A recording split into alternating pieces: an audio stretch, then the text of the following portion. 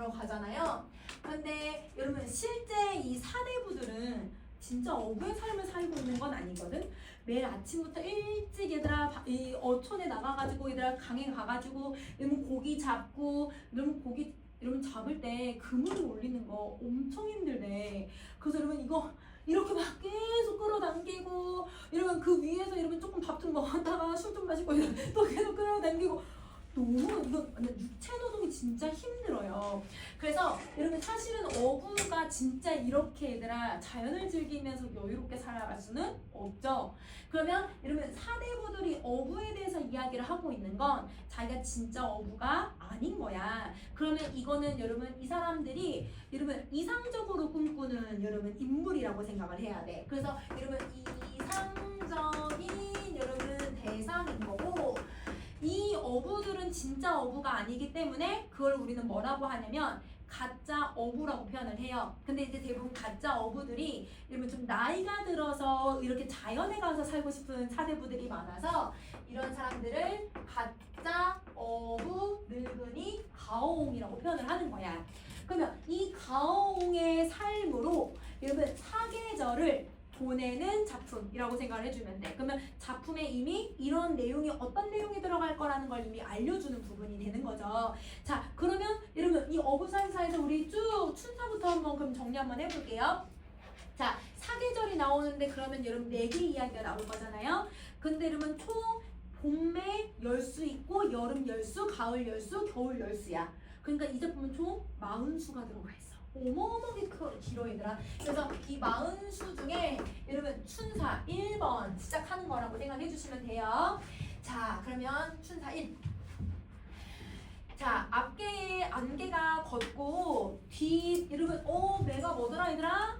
산이야, 그치? 그러면 앞에 얘들아 이 개라고 하는 건 여러분 갯벌 같은데 앞 갯벌에 안개가 걷히고 뒷산에는 해가 비춘대. 그럼 여러분 지금 딱 이미지를 생각하면 뒷산에는 여러분 해가 쫙 올라오죠. 앞에 얘들아 어촌은 여러분 안개가 쫙 걷히고 있어요. 그러면 여러분 날씨가 어떤 상태야 얘들아? 아주 맑은 상태야 얘들아. 맑아가고 있는 거야. 그러면 여러분 그 날씨가 맑아가는 어촌의 풍경을 무슨 표현법으로 보여주냐면 앞개의 뒷산에 안개가 해가 걷히고 비춘다. 이런 이거 뭐야? 대구지, 그치? 문장 구조가 비슷해. 자, 대구법을 사용해서 아주 좋은 경치인 봄을 표현을 해. 근데 이 봄이어도 여러분 날씨가 어떻다 얘들아? 맑다. 아주 맑은 날씨를 표현해주는 거예요. 맑은 날씨를 표현을 해주는 거야.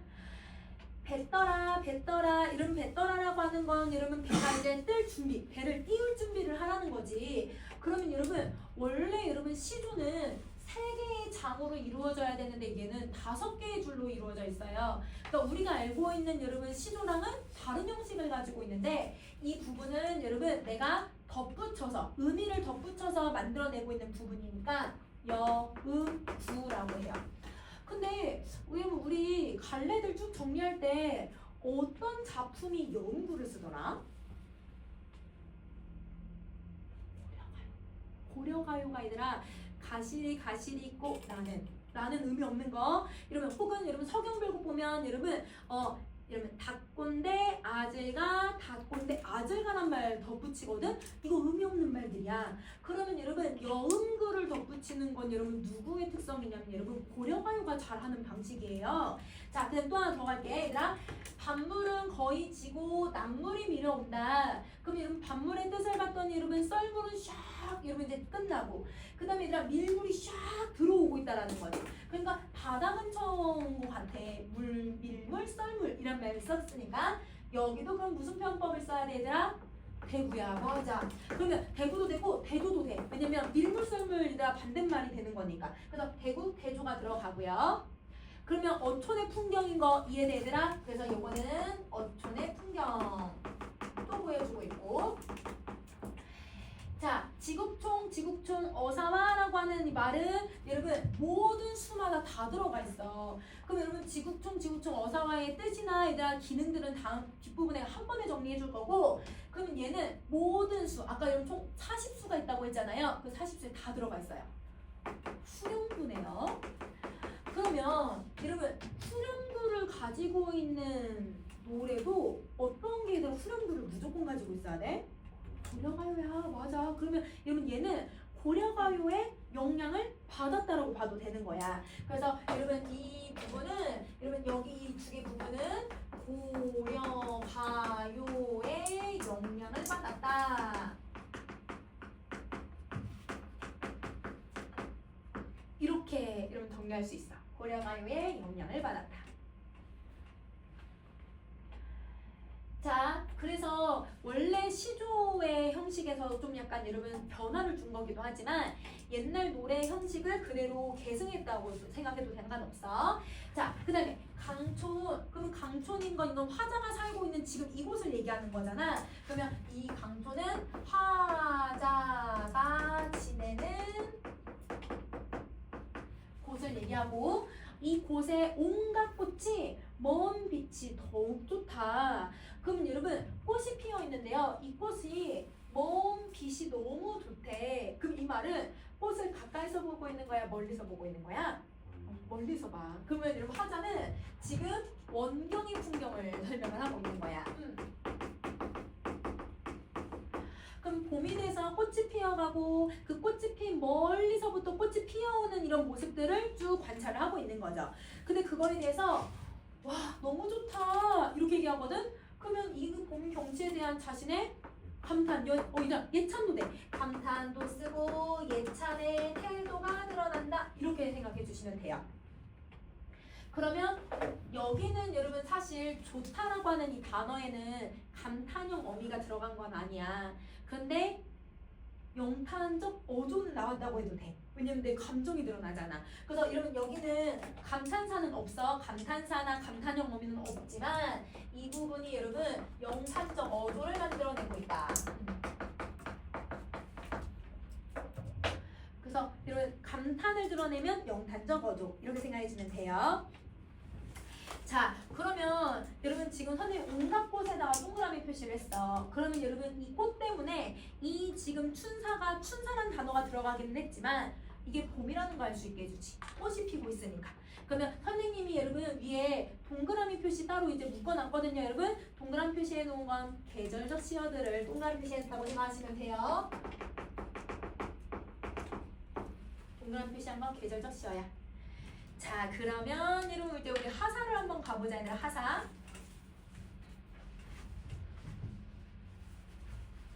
여러분 연잎이면 여러분 무슨 꽃이 피어나는 잎을 연잎이라고 해? 연꽃. 여러분 연꽃 언제 펴요? 여러분 연꽃의 한자가 부용이었는데 부용 단어집에 있었는데 여러분 이거 계절이 언제였어? 여름이야 여름. 그러니까 연잎에 얘들아 무슨 표시를 해주는 거야? 이거 여름의 이미지를 가지고 있다라고 표현을 한 거야. 계절적 시어야. 자, 여러분 연꽃이나 연잎은요, 여러분 그 여름에만 쫙 피고요. 그 다음에 가을 겨울이 되면 얘네들은 그 수면 위에 하나도 없어요. 다 사라져 버려요. 그리고 뿌리가 아래쪽에 숨어 있으니까 이파리랑 꽃은 다 사라져 버리고 거기 뿌리가 나중에 봄이 되면 다시 이렇게 올라와서 여름의 꽃을 피워. 그러니까 완전 여름을 상징하는 단어가 되는 거야. 그러면 연잎에 얘들아 찐밥 먹어봤어 얘들아? 연잎밥 먹어봤어 얘들아? 안 먹어봤어 얘들아? 저 전라도 쪽 가면 얘들아 완전 비싼 한정식집 가면 쫙 연잎밥 딱 나오거든 얘들아. 거기에 찰밥이 딱 나오는데 연꽃 향이 확 이렇게 나요 밥에서. 그 진짜 맛있거든요. 근데 이 사람은 지금은 여러분 최고급 한정식 가면 나오는 건데 옛날에는 이파리에다가 얘들 밥을 싸먹는 거잖아. 주먹밥 같은 느낌이야.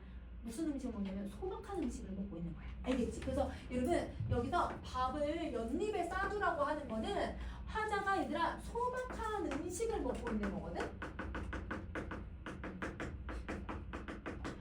그리고 여러분 이렇게 주먹밥만 딱 장만해놓고 여러분 반찬 뭐 해도 된대 얘들아? 장만 안 해도 된대. 그러면 화자는 여러분 이렇게 어촌 생활에서 뭐만 있어도 되냐면 이 주먹밥 하나만 있어도 되는 거예요. 그러면 여러분 욕심을 크게 부리지 않네요. 그래서 여기에는 안분지족, 안빈작도의 태도가 드러나는 거고, 그래서 안분지족이라고 쓸게. 안분지족의 삶의 태도고, 여러분 왜 안분지족이라는 걸 알게 해주냐면 여러분 소박한 음식을 먹는 소박한 삶을 살아가고 있으니까. 소박한 삶을 살고 있기 때문이야. 그 다음에 이러면 닷을 들어라라고 했어. 이러면 아까 춘사 1에서 여음구가 뭐였지 얘들아? 배를 띄워라. 배를 띄울 준비를 한 거야. 배를 띄울 준비를 이제 다 정비하고 이제 마지막으로 이런 뭘 하냐면 닷을 착 들어 올려야 배가 이제 앞으로 나가겠죠. 그러니까 여러분 두 번째 부분은 닷을 들라고 얘기를 하는 거야. 알겠지? 그러면 이건 여음구니까 굳이 해석하지 않고 넘어갈게. 청량립을 써 있노라 녹사이를 가져오나. 자, 여러분 청량립의 뜻을 봤더니 여러분 삿갓. 근데 여러분 삿갓이 여러분 뭐냐면 지푸라기로 만든 이런 모자거든요. 지푸라기로 만든 이런 모자.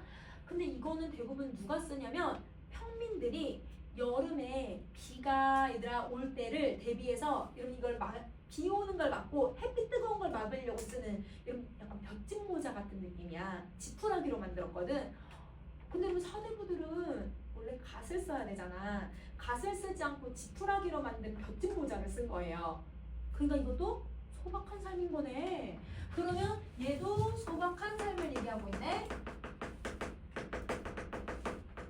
자, 그리고 녹사이를 가져오나라고 했는데 녹사이가 뭐냐면 여러분 이제 여름은 장마가 있으니까 비가 많으니까 이렇게 끈으로 묶어서 이렇게 얘들아 지푸라기를 이렇게 약간 치마를 이렇게 두르는 것처럼 지푸라기를 이렇게 묶은 다음에 지푸라기 이렇게 보자기로 이렇게 보자기처럼 이렇게 묶는 게 있어. 이게 지푸라기거든요, 여러분. 지푸라기처럼 생긴 우비, 지푸라기는 아니라 우비를 만들었는데 지푸라기로 만든 우비인 거죠. 그러면 이것도 여러분 사대부들은 우산이 있어요.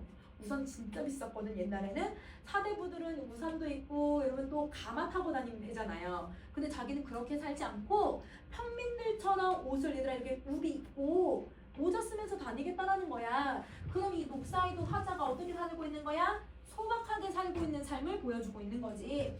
그러면 여러분 왜 여기 연잎만 여러분 소박한 삶을 얘기하는 게 아니라 얘도 소박한 삶을 드러내고 있다고 생각해야 돼. 그리고 또 연잎과 청량잎이랑 녹사이는 모두 다 여러분 계절을 드러내줘요. 왜냐면 청량잎은 아까 햇빛 여러분 비 피하려고 쓰는 모자, 얘도 우비 여러분 장마를 대비하는 거니까 모두 다 계절을 나타내주는 단어야. 자, 여러분 무슨 표현법을 쓰고 있냐면 청량잎은 녹사이는 뭐하고 있으니까 이것도 대구예요. 대구법을 쓴다. 자, 여러분 종장 가세요. 무심한 백구는 여러분 여기 무심하다라는 단어를 썼어. 그럼 여러분 이때 무심은 여러분 우리가 이렇게 써야 되거든. 없대. 뭐가 없대? 마음이 없대. 마음이 없는 건 욕심이 없다라는 말이랑 똑같아. 그러면 백구는 욕심이 없다라는 걸 내가 알고 있는 거네요. 백구가 어떻게 욕심이 없죠? 그걸 어떻게 알아요? 내가 백구처럼 살고 있어서 그래요. 백구가 욕심 없이 살아가는 건 내가 백구처럼 살고 있기 때문이야. 그래서 내가 쟤를 욕심 없어서 내가 쟤를 쫓고 있는 건지 아니면 쟤가 나를 흉내내는 건지 모르겠다 이렇게 얘기를 해. 왜? 나도 무심하게 살아가고 백구도 무심하게 살아가니까. 그러면 여러분 이 말은 둘 다 그러면 똑같은 상태라는 거잖아. 내가 백구인지 백구가 난지 모르는 상태. 이걸 혼연일체되어 있다고 하죠. 그러면 혼연일체되어 있는 게 무슨 사상에서 온 거냐면 물알체 사상에서 온 거야. 그러면 여러분 여기는 화자가 완전히 여러분 물알체가 되어 있는 경지를 표현을 해줘. 자연과 내가 하나가 된 상태인 거지. 자, 근데 이 물알체의 경지에서 여러분 이걸 조금 다른 말로 혼연일체라고 할게 얘들아. 혼연일체가 된 거고요. 그러면 화자는 여러분 이 백구처럼 욕심을 뭐 하면서 살아가겠다 얘들아? 부리지 않으면서 욕심 없이 살아가겠다. 그러면 여러분 욕심 없이 살아가고자 하는 화자의 태도를 보여주는 거고. 여러분 선생님 안 보니까 위로 조금 올릴게. 자, 그러면 여기에 얘들아 무슨 표현법을 지금 쓰고 있냐면 사실 여러분 화자는 정말 백구가 갈매기인데 이 갈매기만 여러분 자기가 하나가 됐다고 생각할까요? 갈매기만 내가 혼연일체 됐다고 생각할까 얘들아? 이 자연 모두가 얘들아 사실 자기랑 혼연일체 됐다고 생각하는 사람이야. 그래서 여러분 백구는 여러분 이 자연의 일부잖아. 그러니까 여러분 사실 자연의 일부를 가지고 자연 전체를 설명한 거야.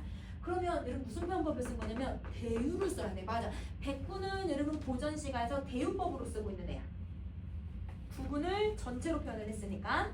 자, 그리고 여러분 이 백구는 지금 나랑 완전 똑같다고 생각하잖아요. 나랑 뭐 하고 있냐면 동일시를 시켜요. 그러면 나를 동일시를 시키고 있으니까 내가 욕심먹고 싶은 마음을 얘한테 투영을 시켜놓은 거야. 그러면 여러분 이렇게 감정을 아니면 내가 어떻게 살겠다라는 나의 목표를 투영시켰기 때문에 그래서 여러분 이 백구는 객관적 상관문이 될 수 있는 거예요. 객관적 상관문.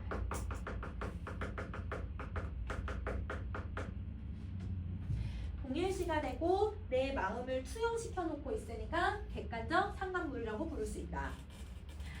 자, 그러면 여러분 어떤 효과를 주냐면 여러분 그러면 화자가 완전 자연에 동화되어 있다. 그치? 이 동화된 상황을 표현해주고 있는 부분이야. 그러면 여러분 이 작품만 그런 게 아니야. 자연에 대해서 얘기하는데 백구가 나오잖아요. 무조건 여러분 물알체, 자연친화, 동화 그냥 바로 생각하셔도 돼요. 알겠죠? 자, 그러면 여러분 우리 하나까지 정리했지? 자, 그러면 이제 넘어가서 추사를 한번 보세요. 자, 가을. 여러분 수국이라고 하는 건 여러분 이제 물의 마을이라는 뜻인데 여러분 여기서 물의 마을이라는 건 아까 화자가 살고 있는 곳을 얘기하는 거지. 어촌이야, 어촌. 그러면 실제 여러분 이 윤선도가 여러분 이 유배 생활도 하고 여러분 은거해하던 곳이 고길도라고 하는 섬인데 섬 주변에는 바다가 많잖아. 그러니까 그 바다, 자기가 유배 온 곳 이렇게 생각해주면 될 것 같아. 그러면서 화자가 사는 곳. 이 어촌에 가을이 드니 이러면 얘는 아예 대놓고 그냥 가을이라고 하는 시어가 들어갔지. 고기마다 살쪄있다. 그러면 여러분 고기가 살쪄있다라고 했으니까 가을은 여러분 두 가지 이미지를 갖고 있거든요. 가을은 어떤 이미지하고 어떤 이미지를 갖고 있어요? 풍요, 쓸쓸함. 근데 여기서는 어떤 이미지로 쓰고 있는 걸까? 풍요. 그리고 고기만 하고 살찌는 거야. 그럼 청고마비라고 하잖아. 하늘이 높은데 나는 계속 살쪄. 그러면 얘는 풍요의 이미지를 만들어내는 거야. 고기마다 살쪄 있는 거예요. 자, 만경정파라고 하는 말을 써 얘들아. 만경정파의 뜻을 봤을 때 아주 넓은 바다. 이 바다에 실컷 용여하자. 이런 용여하자는 건 여유롭게 놀자. 내가 여용이라고 읽어도 되고 용여라고 읽어도 되는데 이러면 내가 여유를 가지면서 마음껏 써버리자. 내가 이 마음껏 즐기자. 이런 뜻이야. 그러면 화자는요. 업으로서 일을 안 하네요. 업으로서 일을 안 하고 뭐 하려고 해? 놀자. 계속 놀려고만 하고 있잖아. 그러니까 이 업으로서 너무 한가로운 모습을 보여주니까 즉 여유로운 모습을 보여주니까 이건 여러분 진짜 어부를 얘기하는 게 아니라 가짜 어부 늙은이의 모습이 나타난다. 가어홍의 삶이 드러나는 거예요. 자, 그 다음에 인간을 한번 쫙 돌아봤더니 그럼 인간이라는 건 여러분 내가 살고 있는 이 수국과는 달리 자연이 없는 사람들이 살고 있는 세속적인 곳. 그러면 얘가 속세를 얘기하는 거지. 그러면 이 속세를 돌아보니 멀수록 좋구나. 그러면 화자는 여러분 세속에 가까워지면서 살고 싶은 거야? 아니면 자연에서만 살고 싶은 거야? 자연에서만 살고 싶은 거야. 그러면 화자는 속세에서 벗어난 여러분 즐거움이라고 해도 되지만 속세를 멀리하고자 하는 의지라고 하셔도 돼요.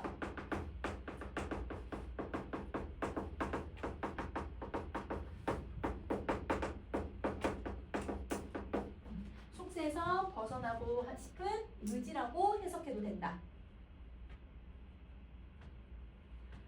자, 그러면 여러분 화자가 살고 있는 이곳은 자연이 아주 많은 곳이잖아.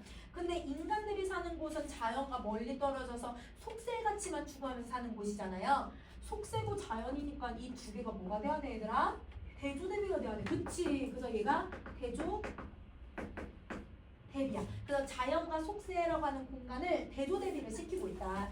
여러분 이 표현법은 예의 표현법이라고 생각해 주시면 돼요. 알겠죠? 자, 그러면 여러분 지금 선생님 추석까지 정리했거든? 그러면 이제 동사도 한번 가보자 얘들아. 동사 겨울. 자, 간밤에 눈이 갠 후에 경물이 달라져 버렸구나. 이러면 우리 밤에 눈 온지 모르고 눈이 온 걸 아침에 돼서 딱 알면 이러면 분명 어젯밤은 여러분 눈이 안 왔는데 오늘 눈이 오니까 온 세상이 어떻게 보여 얘들아? 다 하얗게 보이잖아. 그러면 여러분 화자가 눈이 왔네? 너무 깜짝 놀라는 거야. 그러면 여러분 여기서 화자는 어떤 어조를 가질 수밖에 없냐면 감탄. 눈이 왔구나. 감탄. 그러면 눈은 계절도 시어라는 거 알겠지? 자, 이어라는 건 여러분 뭐를? 저라. 여러분 지금 이게 동사 사예요. 네 번째 이야기니까 아까 닷을 딱 들고서 노를 저으면서 앞으로 나아가려고 하는 내용의 영구를 쓰는 거예요. 그럼 자 보세요.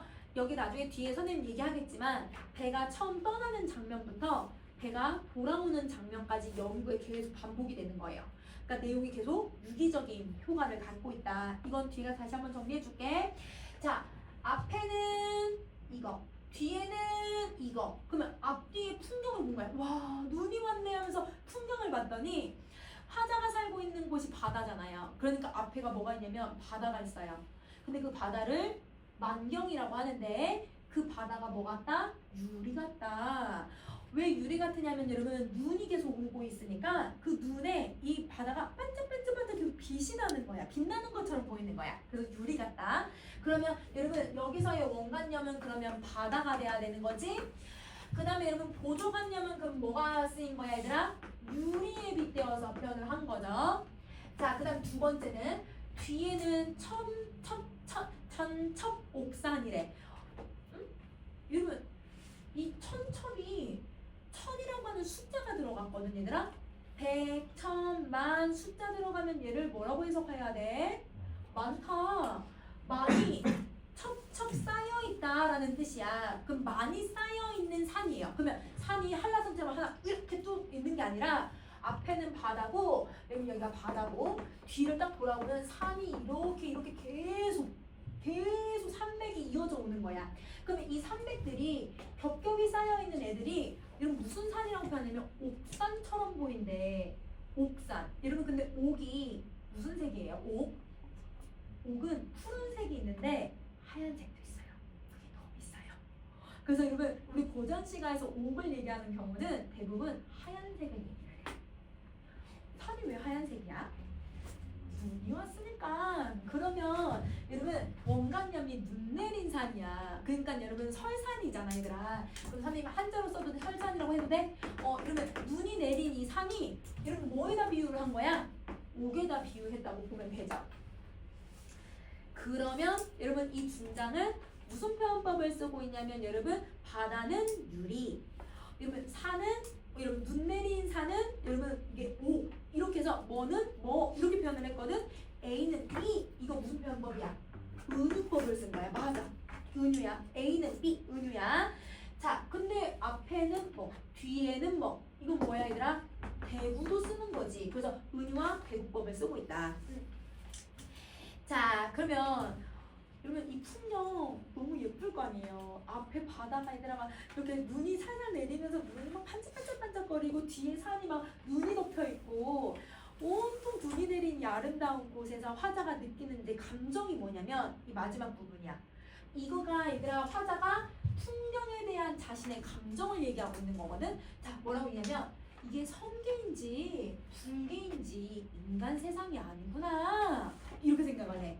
그러면 성계는 신선들이 살고 있는 거고 불계는 부처님이 살고 있는 곳이야. 이곳 모두 다 얘들아 인간은 갈 수 있어요 없어요? 인간이 갈 수 없는 곳이에요. 자, 가고 싶은데 갈 수 없어. 그거를 우리는 문학에서는 이상향이라고 해. 그러면 여러분 이건 화자가 생각하는 이상세계야. 이상세계. 왜냐면 인간은 함부로 갈 수가 없는 곳이니까. 그러면 이 이상세계에 갔다라고 생각하는 거죠. 이곳이 너무 예뻐서. 자, 그러면 이상세계라고 이러면 표현한 건 여러분 경치를 뭐 했기 때문이야. 너무 감동받았어요. 내가 경치를 여러분 감탄하고 있기 때문이야. 자, 그러면 인간 세상이 안 같다라는 건 인간 세상이 얘들아 사실 뭐냐면 아까 위에 나왔듯이 속세예요. 그러면 속세가 아니구나. 완전 여기는 이상세계 같은 자연이구나 이렇게 생각을 한 거지. 그러면 화자는 다시 한번 자연이 너무 아름다우니까 인간 세상에는 가지 않고 난 자연에만 있을 거야 자연에 있겠다라는 의지, 귀의를 하고 있는 거야. 이곳에 있겠다는 의지, 귀의. 그래서 자연에 귀의하려는 태도를 갖고 있다. 여기까지 인간 다 넣었을까 얘들아? 오케이. 자 그러면 여러분 이 부분은 사실 이 사람이 쓴 건 아니고 여러분 이백이라고 중국에 정말 유명한 사람이 있어. 이 사람이 쓴 산중문답이라고 하는 여러분 글이 있는데요. 그걸 인용해 온 부분이에요. 그래서 여러분 여기 이거는 여러분 사실 그렇게 중요한 건 아니지만 여러분 이 부분은 여러분 다른 작품에도 이렇게 인용해서 쓰는 경우가 많으니까 그냥 인용했다 정도만 기억하면 돼. 자 그리고 여러분 여기 뭐뭐로다 이러면 자 뭐뭐로다 도다 뭐뭐로라 이거 무슨 영어입니까 얘들아? 이거 감탄 영어이야. 그럼 무슨 편법을 쓰냐면 영탄법을 써버리는 거지. 감탄 영어미를 쓰고 있으니까 영탄법이 되고 그럼 화자는 여러분 여기 어떤 태도가 나오냐면 와 너무 아름답다. 여기 이상세계 같아. 네 감탄 들어가야죠. 그리고 여러분 이 자연의 아름다움을 뭐하고 있는 걸까요? 예찬. 예찬하고 있다. 이렇게 생각해 주면 돼. 자 그러면 여러분 이렇게 하면 동사 4까지 정리할 수 있는 거. 자 그럼 넘어가서 자 아까 얘들아 우리 여음구하고 후렴구 정리 안 했잖아. 그거 이제 정리 한번 해볼게. 그럼 넘어가셔서 6쪽에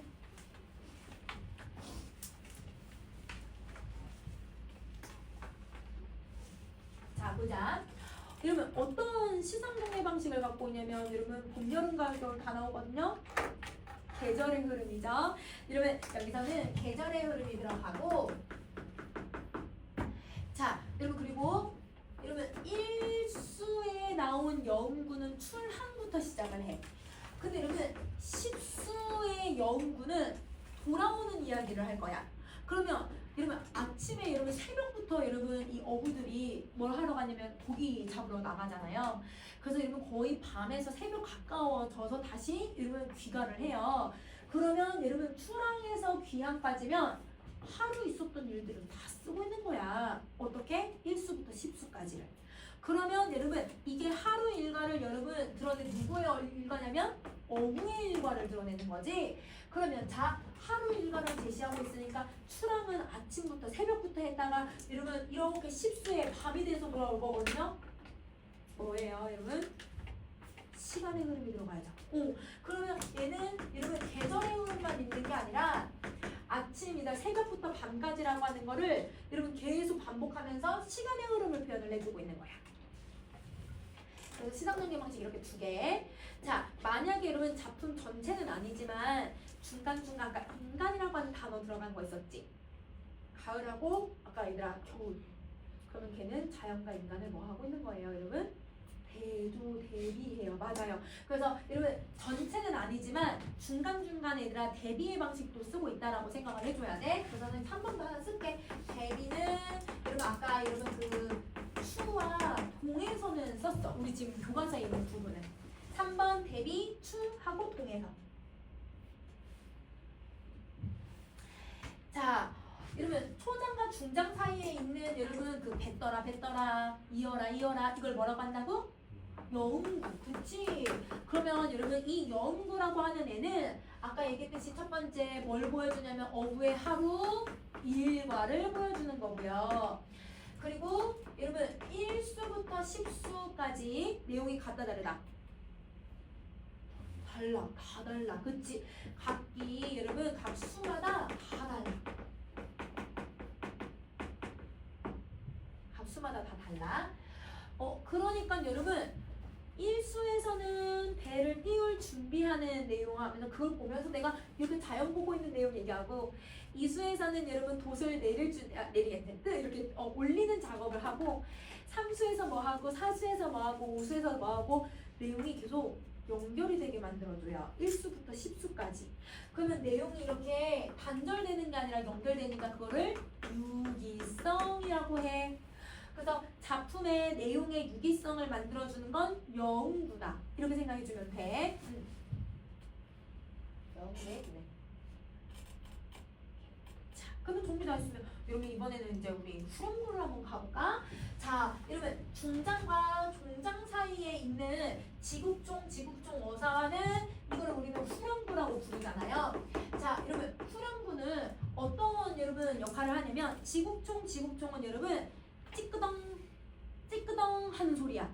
얘 보면 이제 나무로 만든 여러분 노와 나무로 만든 배를 타고 다니니까 나무하고 나무가 이렇게 부딪히면서 찌끄덩 소리가 나거든요. 그러면 여러분 뭐 하는 소리냐면 노젓는 소리인 거예요. 그러면 얘는 노젓는 소리를 한자로 표현을 한 거고, 자 어사와는 여러분 우리 그 뱃노래 혹시 아세요? 뱃노래? 어기여차 뱃노래 이렇게 하거든요. 그러니까 어기여차는 여러분 사람들이 고저할 때 힘들잖아. 그러니까 그 노를 전할 때 여러분 힘을 내자고 얘기하는 여러분 의성어야. 어기여차를 한자로 어사와라고 해. 그러면 이 어사와는 어부들이 힘 좀 내라고 우리 노 젓자고 막 소리치는 외치는 소리인 거예요. 그러면 자 지국총이나 어사와는 모두 다 소리를 흉내내고 있으니까 소리를 흉내내는 걸 우리 음성 삼진어에서 뭐라고 얘기해? 의성어, 그치? 그래서 의성어를 쓰고 있다. 이렇게 생각해 주면 돼. 자, 그러면 여음구도 사실은 여러분 1수부터 10수까지는 다르다고 했잖아요. 근데 여러분 아까 봄일, 그 다음 여름일, 가을일, 겨울일 여러분 똑같아요. 다 들어라. 여러분 봄이, 여름이, 그 다음에 가을이, 그 다음에 겨울이 다 똑같아요. 다 들어라. 여러분 아니 1수는 이제 뱉더라야. 이건 다 들어라. 이건 또 똑같이 반복이 돼. 그러면 여러분 여음구는 여러분 전체 40수 중 각 10번씩 다르게 나오더라도 몇 번씩 반복돼? 4번씩 반복이 되는 거고, 왜냐면 봄, 여름, 가을, 겨울. 그 다음에 여러분 이 지국총은 40번이나 반복이 되는 거란 말이에요. 그러면 당연히 여러분 이거 효과가 있어야 돼. 어떤 효과가 있는 거냐면 반복되잖아? 분율. 근데 여러분 계속 반복이 되니까 여러분 뭔가 하나로 이어지는 것 같은 느낌을 주잖아요. 아까 유기성이라는 단어를 썼지만 그건 사실 통일성이라고도 하죠. 그래서 형태적으로 봤을 때 통일성을 갖추고 있는 거고, 자, 그 다음에 여러분 구조적으로 안정감 가져가자. 왜냐면 익숙한 느낌을 주는 거니까. 자, 그 다음에 어부가 얘들아 어기여차 계속 얘기할 거거든. 그리고 어부가 자연에서 막 기분이 어때? 너무 좋아. 흥취가 계속 고조되고 있는 걸 더 강조해 줄 수 있는 거예요. 왜냐면 의성어가 들어가는 거니까. 자, 또 의성어를 통해서 여러분 진짜 얘네들이 이런 소리를 내 얘들아. 사실성이지, 사실성의 느낌을 만들어주고, 좀 더 여러분 움직이는 소리가 막 들어가자. 노젓는 소리, 어기여차 이렇게 소리를 내고 있으니까 이게 여러분 생동감 혹은 현실성 이걸 드러낸다 라고 생각을 해주는데, 생동감, 현실성. 여러분 5번 같은 경우는 사실 여러분 여음구가 되는 걸까요? 아니면 여러분 후렴구에서 나타나는 기능일까요? 이거 후렴구야. 얘는 후렴구의 기능이야. 자, 그리고 여음구와 얘들아 후렴구를 사용을 하니까 우리는 여러분 처음 보는 연시조를 본 거잖아. 시조의 형식을 본 거잖아. 그러니까 평시조가 가지고 있는 여러분 기본적인 틀이니까요. 단조로움이 부정적인 말이 아니에요. 단조롭다라는 건 형식을 너무 잘 지켰다는 뜻이야. 그러면 형식을 잘 지키는 걸 우리 뭐라고 해? 정형성, 그치? 그러면 여러분 평시조가 가지고 있는 정형성에서 잘 벗어나게 만들어준 거야. 의미있게 벗어나게 만들어준 거예요. 자, 이러면 여러분 후렴구, 여음구의 기능까지 정리할 수 있는 거죠. 여기까지 빈칸 다 넣었니 얘들아? 자, 그러면 선생님 얘들아 7쪽에 있는 내용은 그냥 한번 다시 앞에 설명했던 거 다시 읊은 거니까 여러분 그냥 한번 읽어보면 돼. 복습한 겸 읽어보면 될 것 같아. 자, 그러면 8쪽에 우리 청로를 한번 가볼까?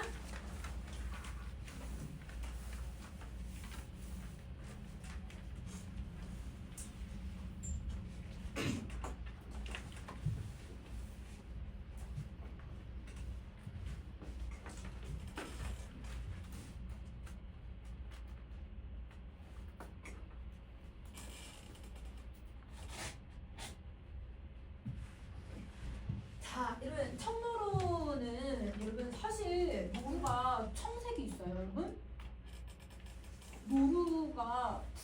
사용할 노루가 있어 얘들아? 없어. 얘는 실제 존재하는 동물은 아니야.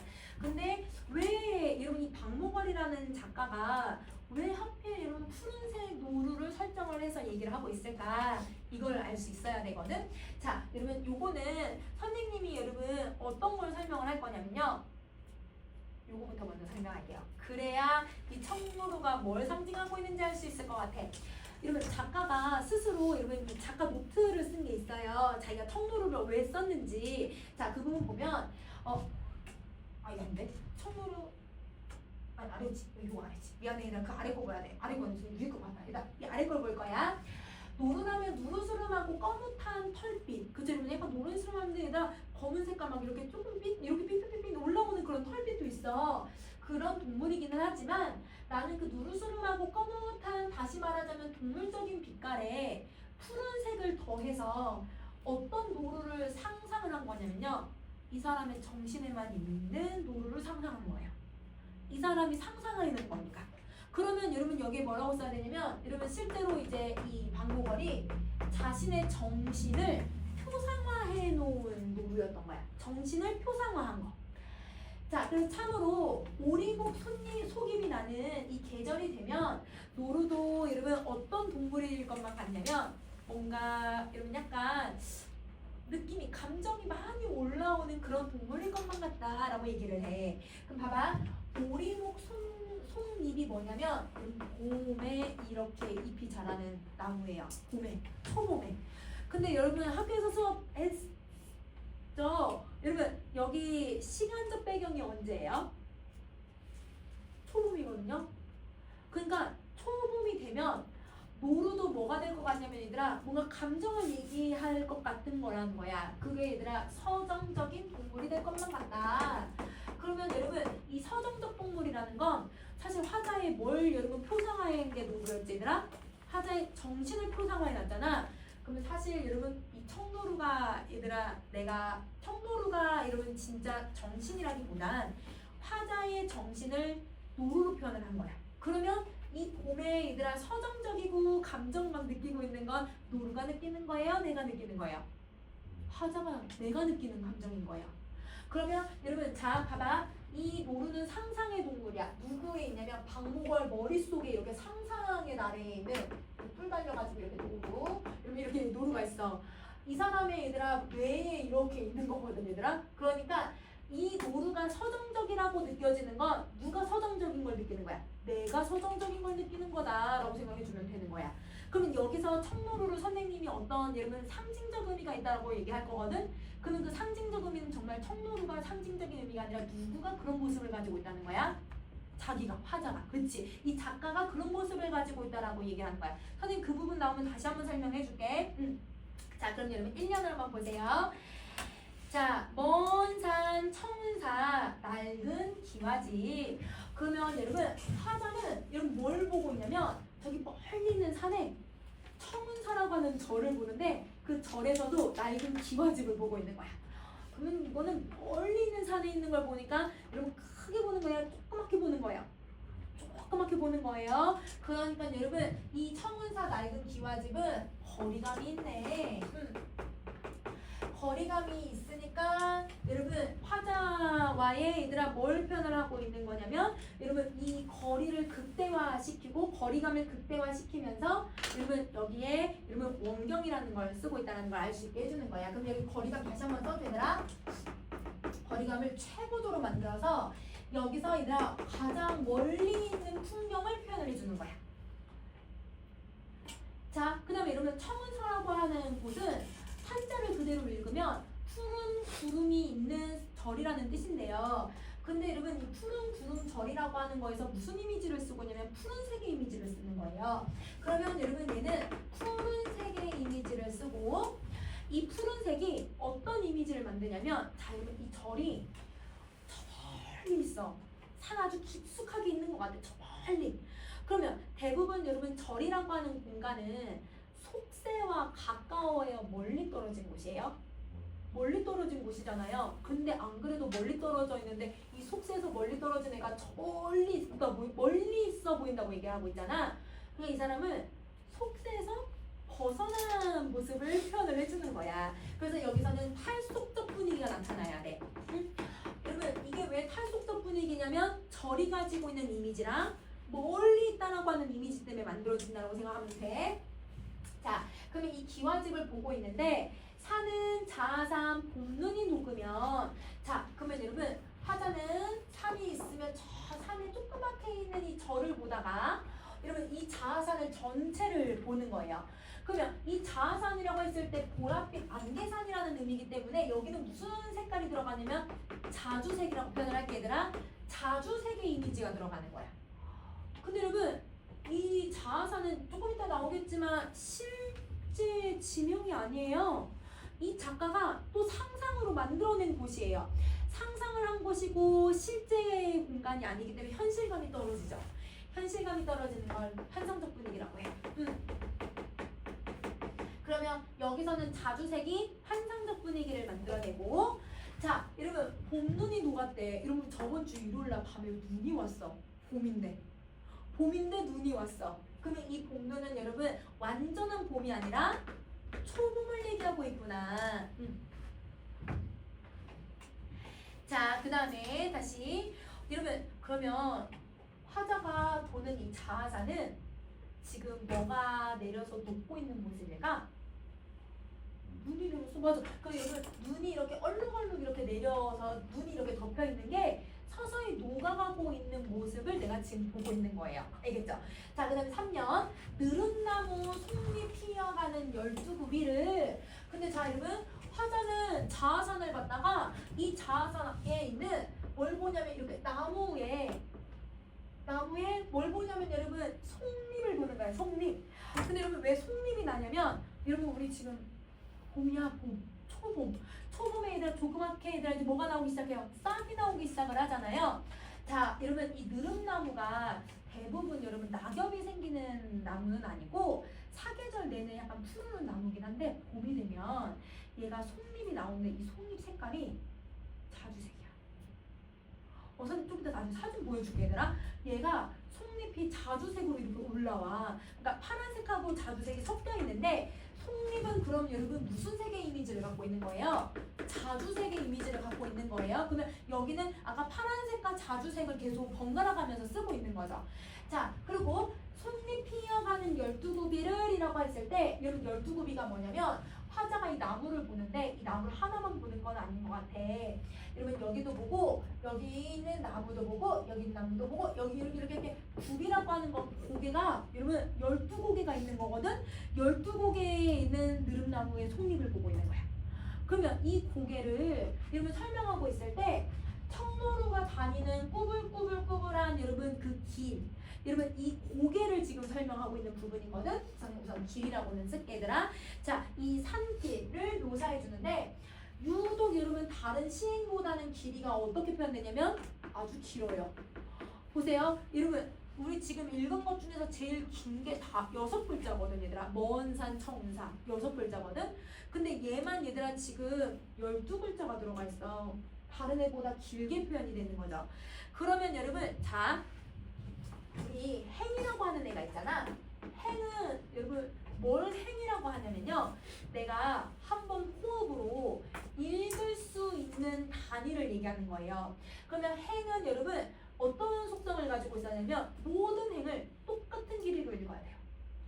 얘는 한번 내 호흡으로 읽는 거니까 얘는 행은 모든 행을 동일한 길이로 읽어야 해.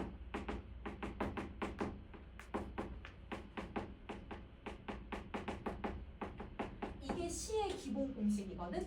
그래서 여러분 시 낭송회 같은 거 하잖아요. 시 낭독회 같은 거 하잖아요. 그때 사람들 막 읽으면 어떻게 했냐면 되게 천천히 읽어야 돼. 시를 너무 천천히 막 답답할 때 막 있거든 얘들아. 왜 천천히 읽냐면 나중에 얘들아 길게 쓰여져 있는 글들을 읽을 때 정상적인 속도로 읽으려고 나머지를 천천히 읽는 거야. 그럼 예를 들어 볼게. 한행이 있어. 이 한행의 길이를 요 정도라고 하고 또 다른 한행의 길이를 요렇게 길이는 다 똑같다고 했으니까 그러면 여러분 저기 느릅나무는요 한행의 글자가 몇 개 들어가 있어 얘들아? 느릅나무 4개 들어가 있지. 그러면 여러분 얘는 이 똑같은 길이의 얘들아 4개의 글자만 읽어야 돼요. 근데 송잎 피어가는 12굽이는 여러분 지금 몇 개냐면 저거 12가 아니고요. 11개거든요, 얘들아. 그럼 얘를 11개로 쪼개가지고 걔랑 똑같다고 생각해, 얘들아. 이렇게 11개로 쪼개서 읽어야 되는 거야. 그러면 상대적으로 얘를 읽을 때랑 얘랑 읽을 때 얘는 호흡을 어떻게 읽어야 되까? 천천히 읽어야 돼. 느른다 이런 식으로 읽어야 되고 얘는 어떻게 읽어야 돼? 빨리 읽어야 되는 거죠. 상대적으로. 왜? 행위 똑같은 개를 읽기로 했으니까. 그러니까 여러분 호흡이 어떻게 되는 거야? 빨라져야 되는 거야. 그러면 왜 작가가 의도적으로 이 부분을 빠르게 얘기를 했을까? 그 뒤에 청노루가 올 거거든요. 그러면 청노루가 산길을 이렇게 뛰면서 내려오는 모습을 여러분 말하는 걸로 표현을 해버린 거야. 그러면 여러분 여기서 청노루가 달려 내려오는 느낌을 표현하기 위해서 의도적으로 호흡을 조절하고 있다. 이렇게 생각을 해주면 돼. 자, 그 다음에 여러분 톱니까지 봤죠? 그럼 자, 여기서 여러분 청운사 움직여야 안 움직여야? 청운사 절 안 움직이죠. 그리고 여러분 산 움직여야 안 움직여요? 안 움직이지? 느른나무 속잎 이런 움직여 안 돼. 나무 그 자리에 계속 있는 거잖아. 그러니까 1, 2, 3년은 여러분 움직이지 않고 가만히 있는 정적 이미지를 표현을 해줘. 그래서 여러분 옆에 뭐라고 써야 될까? 정적이라고 써야지. 이 정적 이미지를 써줘야 돼. 여러분 여기까지 3년간 다 빈칸 채웠을까 얘들아? 자, 그럼 이제 마지막 보는 시적 대상을 한번 볼게요. 청노루 맑은 눈에 도는 구름. 근데 아까 청노루는요 어떻게 했어? 막 이렇게 뛰어다니는 것처럼 표현을 했잖아요. 그리고 여러분 여기 청노루 눈에 구름이 있는데 구름이 이렇게 돌고 있대. 바람에 구름이 이렇게 왔다 갔다 하는 걸 청노루 눈에 이렇게 눈동자에 비친대. 그러면 구름 움직이죠? 그럼 청노루 뛰어다녔죠? 얘네들은 움직이고 있으니까 무슨 이미지를 쓰고 있는 거야? 사연 오려는 동적 이미지를 써. 맞아. 자, 그 다음 다시 청노루는 여러분 무슨 색의 이미지를 사용을 하고 있어? 푸른색. 그치? 그러면 이 푸른색의 이미지는 여러분 이 자연이 얘들아 되게 아까 정적인 자연이었잖아요. 그게 여러분 시끄럽지가 않은 거예요. 아주 고요하고 평화로운 곳이죠. 그 고요하고 평화로운 곳에서 여러분 그리고 또 이곳은 여러분 실제 공간 아니면 환상적인 공간. 환상적인 공간이거든. 왜 아까 자아선이라는 단어 들어갔잖아. 그걸 이번에 말을 좀 바꿔서 이상적인 공간이라고 할게. 그러면 이런 이상적인 공간 속에 여러분 자 청자가 얘들아 푸른 색깔이라고 하는 푸른색이라고 하는 청자도 쓰지만 여러분 우리 그 단어집에서 청자가 뭘 의미하는 단어였어? 지조절개. 안 변하는 지조절개. 지조절개처럼 청렴한 사람을 표현하는 거란 말이에요. 깨끗한 사람. 그러니까 맑고 그 다음에 순수하고 자연에 살고 있으니까 그리고 고결한 존재인 거예요. 이 지금 노루가. 그러면 노루를 왜 푸른색에 표현했는지 알겠어 얘들아? 우리가 푸른색을 대부분 사대부들이 표현을 할 때 지조절개, 나 깨끗한 사람이야, 나 정말 청렴해, 나 정말 고결한 사람이야 이걸 표현할 때 푸른 청자를 쓴단 말이에요. 그러니까 이 노루도 푸른 청자를 써서 고결한 대상을 표현을 해주죠. 근데 아까 청노루는 누구의 정신을 표상한 거라고? 작가. 그러면 여러분 이거는 여러분 작가의 어떤 정신을 표상하고 있는 거야? 맑은 정신, 고결한 정신을 노를 통해서 표상해 주는 거예요. 그러면 이게 작가의 정신을 노루로 표상화하고 있는 부분이다. 그러면 아까 얘들아 그 작가가 쓴 노트의 의미가 무슨 말인지 이해됐어 얘들아? 그럼 작가는 이상적인 공간에서 나는 고결하게, 이상적인 공간에서 나는 정말 깨끗하게 살고 싶어. 이걸 노루를 통해서 표현을 하고 있었던 거야. 자, 그 다음 다시 할게. 여러분 여기서 구름은 여러분 어떤 이미지를 가지고 있냐면 여러분 구름이 여러분 이렇게 계속 움직이잖아요. 움직이고 있으니까 얘네들은 여러분 어떤 하나가 딱 이렇게 구속하고 있는 느낌인가요? 자유로운 애거든요. 그래서 그 자유로운 이미지 때문에 속세에서 벗어났다라고 해서 탈속적 이미지라고 얘기하는 거야. 자유로운 이미지를 가지고 있으니까.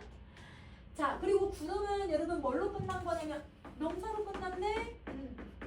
그러면 명사로 끝나면 여러분 여운을 형성해 줄 거고요.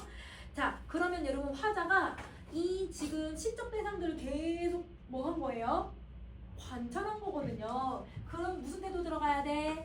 관조적 태도가 들어가고, 화자는 여러분 이 이상적인 공간에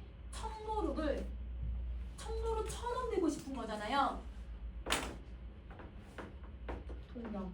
그래서 이 작품에 문제 풀다 보면 동경이라고 하는 태도가 나오거든. 그게 왜 나오냐면 작가의 정신을 표상화했기 때문에 동경의 태도가 나온다. 이렇게 생각해 주는데, 동경은 내가 따라가고 싶은 사람을 얘기하고 있는 거니까.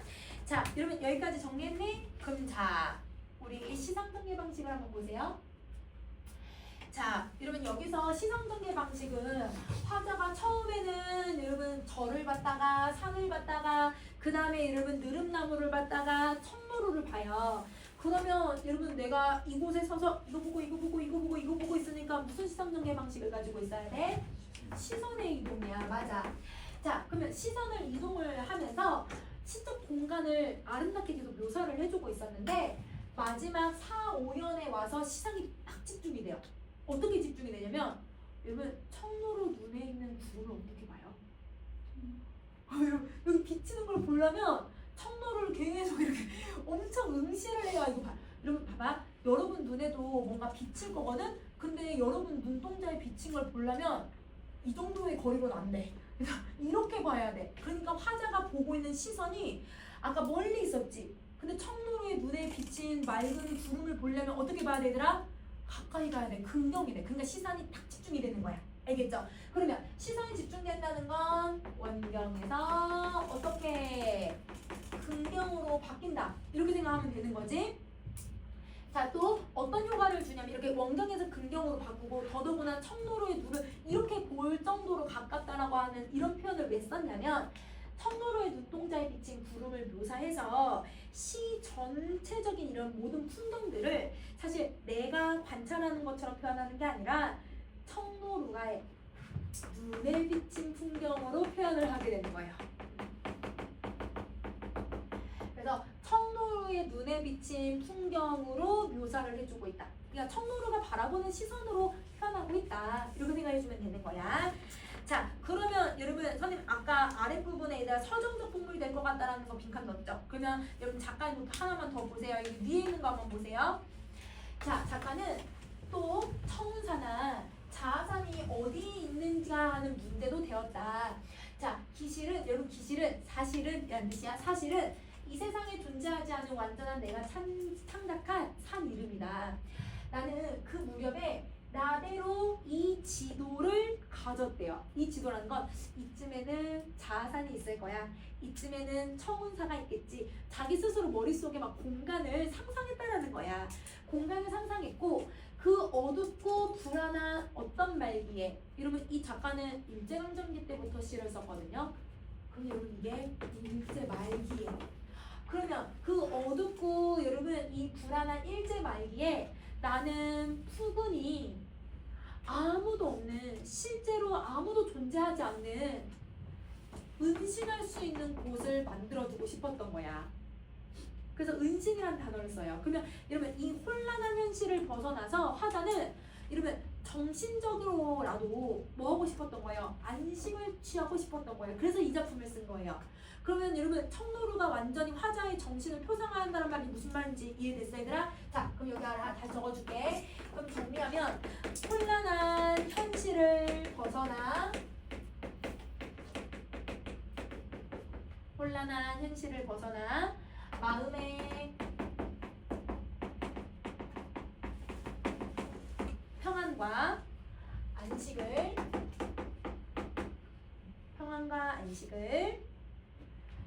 영원하는, 화자라고 해도 되고 작가라고 해도 될 것 같아. 바람이 담겨져 있는 작품이다 라고 해석해 주시면 되는 거예요. 여러분 되게 짧은데 너무 심오하죠 여러분. 그래서 이 작가가 이렇게 좀 여러분 짧게 쓰는데 심오한 뜻을 많이 쓰는 작가야. 그래서 되게 그냥 자연을 얘기하는 그런 작품은 아니야 얘들아. 자, 그러면 청로루까지는 정리했는데, 그럼 여러분 청로루가 아까 행마다 그 글자 수가 조금씩 여러분 달라진다고 했잖아요. 그러면 그거를 선생님이 약간 눈에 보이게 도식화를 좀 한번 해볼게. 여러분 그 구쪽 아래에다가 정리해도 되고요. 아니면 비어있는 곳에다가 정리하셔도 돼요. 아마 구쪽에 정리하는 게 더 보기 편할 것 같아. 자, 여러분 여기에 운율과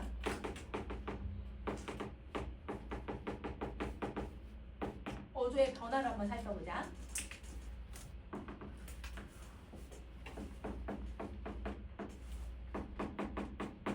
Y축은 속도를 넣을 거야. 그래서 느리고 빠른 게. 여러분 그다음 X축에는 여러분 뭘 나타내냐면 1년부터 5년까지 순서대로 1년 5년이야.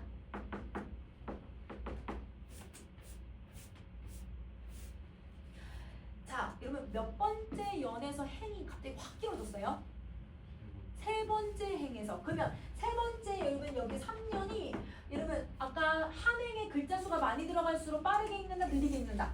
빠르게. 여기가 제일 빨라. 그 다음에 여러분 5년을 보면 5년은 여러분 한 줄에 몇 글자씩 들어가 있어? 2글자 들어가 있고요. 그 다음에 여러분 1년을 보세요. 1년하고 2년은 좀 성질이 비슷한데 1, 2년은 여러분 막 5글자, 6글자 이렇게 들어가 있잖아.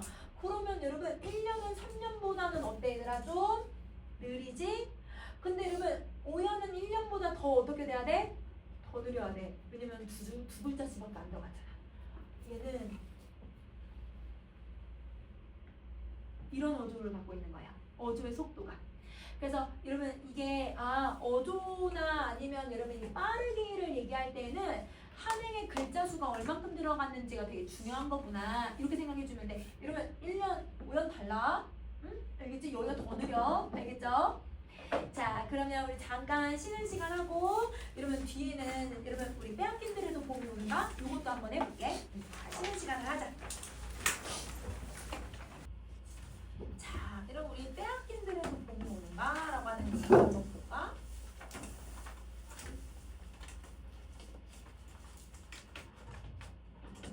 여러분 우선 빼앗긴 그래도 봄이 오는가라고 하는 이 지문은 이상화라고 하는 작가가 썼는데 이 작가는 여러분 우리 뭐 할 때 썼냐면 여러분 그 3.1운동이 끝나고 나면 3.1운동이 실패로 돌아가니까 사람들이 얘들아 다 좌절했다고 얘기했지. 지식인들이.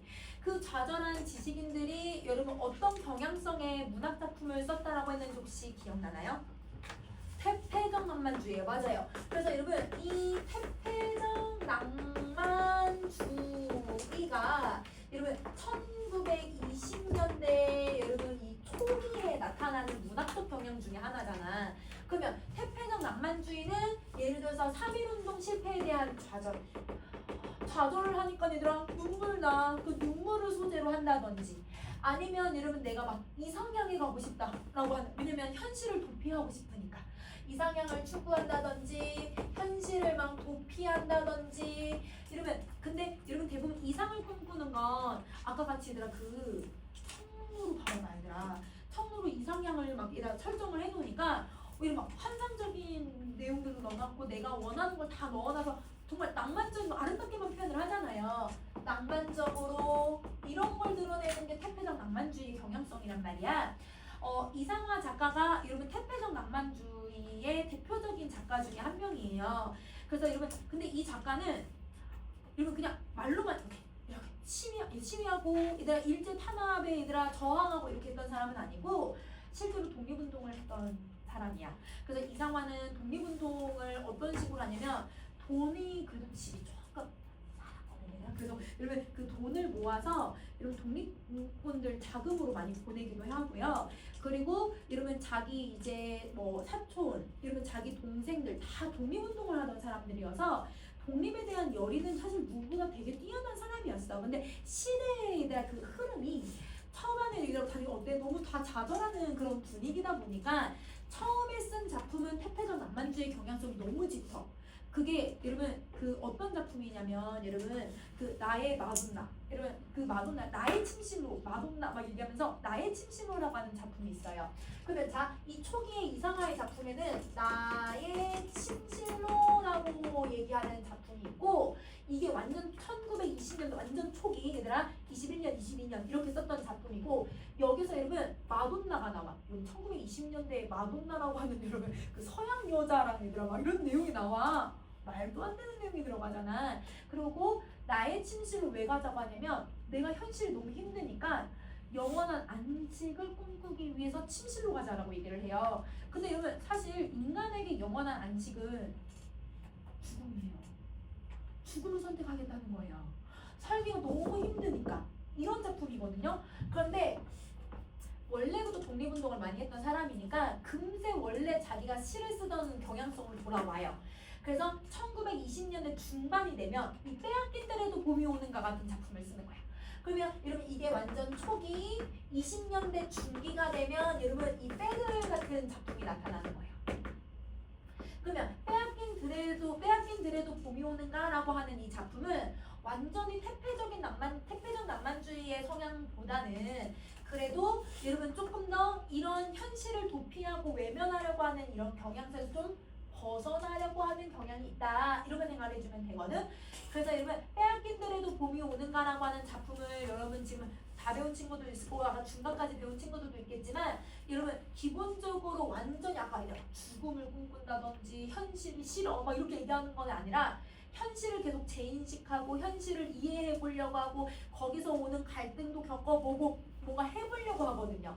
그런 경향성을 가지고 있는 작품이다 라고 생각을 해줘야 해 얘들아. 자 그러면 여러분 얘는 완전 도피, 얘는 현실 인식을 하면서 이겨내 보려고 하는 거 이렇게 이제 정리 한번 해볼 거야. 자 여러분 우리가 이런 이 빼앗긴 들에도 봄이 오는가는 되게 다양한 감정이 등장을 할 건데요. 이 감정을 그래도 조금 이해하기 쉽게 선생님이 설명을 좀 할게요. 여러분이 시험을 여러분 지금 3일을 앞두고 있어요. 여러분 시험 이제 일주일도 안 남았어. 근데 너무 재밌는 쇼츠가 있고 너무 재밌는 드라마가 생겨. 그러면 여러분 아니면 웹툰이 너무 재밌는 게 올라왔어. 여러분 그걸 보면 여러분 너무 재밌잖아요. 근데 다 보고 나서 약간 어때요? 약간 현타 오잖아요. 내가 시험이 3일 남았는데 뭐하고 있나? 이러면 한 번씩 다 경험해보지 않았니? 자, 선생님도 이런 시험 준비하거나 아니면 뭘 해야 돼. 지금 오늘까지 무조건 뭘 끝내야 돼. 근데 그럴 때마다 내가 재밌는 게 나와. 선생님 지금 여러분 폭삭 소가수가 지금 몇 회 돌리고 있는지 모르겠어. 여러분 나 지금 수업 준비해야 되는데 얘들아 계속 이러고 있단 말이야. 계속 이거 보면서 수업 준비하고 있단 말이야. 왜 꼭 이렇게 재밌는 게 꼭 시험 기간에 나오는지 모르겠지만 여러분 내가 뭔가 되게 재밌는 거가 있으면 너무 즐기죠. 왜냐면 너무 재밌잖아요. 근데 그걸 다 보고 나면 현타 오잖아요. 진짜 이게 맞나? 내가 이렇게 지금 공부를 안 하고 내가 이거 할 일을 제대로 안 하는 게 이게 맞나? 이런 생각이 들거든. 근데 또 봐요. 계속 멈추지는 않아. 이러면 중간에 계속 그만둬야지 하면서도 멈추지는 않아. 웹툰 볼 때. 선생님 웹툰 너무 좋아하는데 얘들아 웹툰이 왜 이렇게 재밌는 게 매주 올라와 얘들아. 자 이러면 선생님 계속 돈입니다. 현질하면서도 계속 한다. 동물원 여기만 쓰는 거야. 현질하면서 계속 이렇게 쓴단 말이야. 이러면 딱 이 감정이라고 생각하는데 지금 이 사람은 봄이 오니까 와 봄이 왔어 우리 땅에 봄이 오니까 너무 좋다 너무 좋은데 근데 여러분 우리 땅은 지금 일본에게 빼앗겼잖아요. 그러니까 내가 이렇게 즐기는 게 맞나? 현타 오는 거야. 내가 이렇게 지금 아무것도 안 하고 있고 이렇게 자연을 즐기고 있는 게 맞나? 이런 생각이 드는 거야. 그러면 여러분 왜 이중적인 마음이 드냐면 자연을 즐기고 싶은 마음도 있지만 우리가 일제강점기라고 하는 시대 상황을 이 사람이 너무 잘 인식하기 시작을 했다는 거예요. 그러면 우리가 시험 기간이 됐다는 걸 인식하는 것처럼 이 사람도 현실을 인식하다 보니 현실을 인식하니까 현타가 와. 이게 맞나? 너무 재밌네. 보리야. 뭐 이러면서 막 이러고 있까. 갑자기 막 자기 자족해. 이런 감정이 나오는 건 우리도 일상에서 경험할 수 있는 거. 이런 감정이라고 생각하면 되더라. 자, 그럼 이제 해석을 해보자. 1년. 지금은 남의 땅 빼앗긴 들에도 봄은 오는가. 자, 이러면 지금은 이라고 했으니까 이러면 이 지금이 빼앗겼다라고 내가 인식을 하잖아요. 그러면 어떤 현실 인식을 하냐면 식민지에 대한 현실 인식을 하게 된 거예요. 그러면 식민지에 대한 여러분 우리가 이제 이렇게 탄압을 받고 있다라는 것에 대한 인식을 하고 있는 거고 자 그래서 여러분 남의 땅이라고 했으니까 빼앗긴 거가 무슨 말인지 알겠지? 근데 들이라고 하는 단어를 써. 근데 여러분 우리는 들을 빼앗긴 게 아니라 우리 조국, 우리 땅, 우리 국권을 빼앗긴 거잖아요. 그러면 여러분 들은 우리 조국에 들어가는 부분이야. 왜냐면 우리 땅이 있으면 이 땅 일부를 얘기하는 거니까. 그러면 여러분 일부를 가지고서 우리 국토를 얘기하고 있는 거야. 그러면 여러분 이거 지금 무슨 편법을 쓰고 있는 거야, 얘들아? 대유를 쓰는 거지. 그래서 여러분 여기 대유법을 쓰고 있는 거고요. 그러면 여러분 이 들이라고 하는 단어는 우리가 얘들아 우리 국토라고 해도 되고 우리의 조국이라고 해도 되고 아니면 국권 이런 말들로 해석해도 되는 거야. 자, 근데 이 들에 봄이 오는가? 라고 했을 때 그러면 여러분 여기서는 무슨 표현법을 지금 쓰고 있냐면 이 봄을 여러 가지로 해석을 할 수가 있거든요. 그래서 중의법으로 해석을 할게요. 자, 계절적 배경으로 해석할 수 있죠. 근데 여러분 계절은 우리가 오지 마라 이렇게 한다고 해서 안 오는 것도 아니고 여러분 얘는 당연히 올 거야. 그치? 자, 근데 뭘로도 해석해도 되냐면 이 봄은 조국의 광복.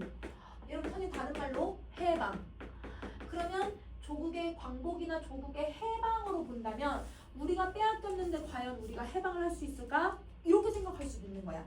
근데 여러분 우리가 해방을 할 수 있을까? 라고 하는 이 질문은 여러분 답이 정해질 수 있어요? 이 1920년대에 아직 알 수가 없어요. 그러니까 이게 서리법이 될 수가 없어요, 여러분. 알겠죠? 왜 서리법이 될 수 없냐면 우리가 광복할 수 있을까? 우리 해방할 수 있을까? 여러분 20년대에 물어봐도 이걸 대답할 수가 없거든. 그러면 여기는 진짜 질문만 하는 거야. 서리법 될 수 없어, 얘들아. 그래서 여기는 질문을 하고 있는 거다. 이렇게 정리를 해줘야 돼. 서리법 질문. 근데 여러분 지금은 선생님이 서리법이라고 안 할 건데 나중에 뒤에 맨 뒤에 답이 나올 거거든요. 하자가 인식한 거.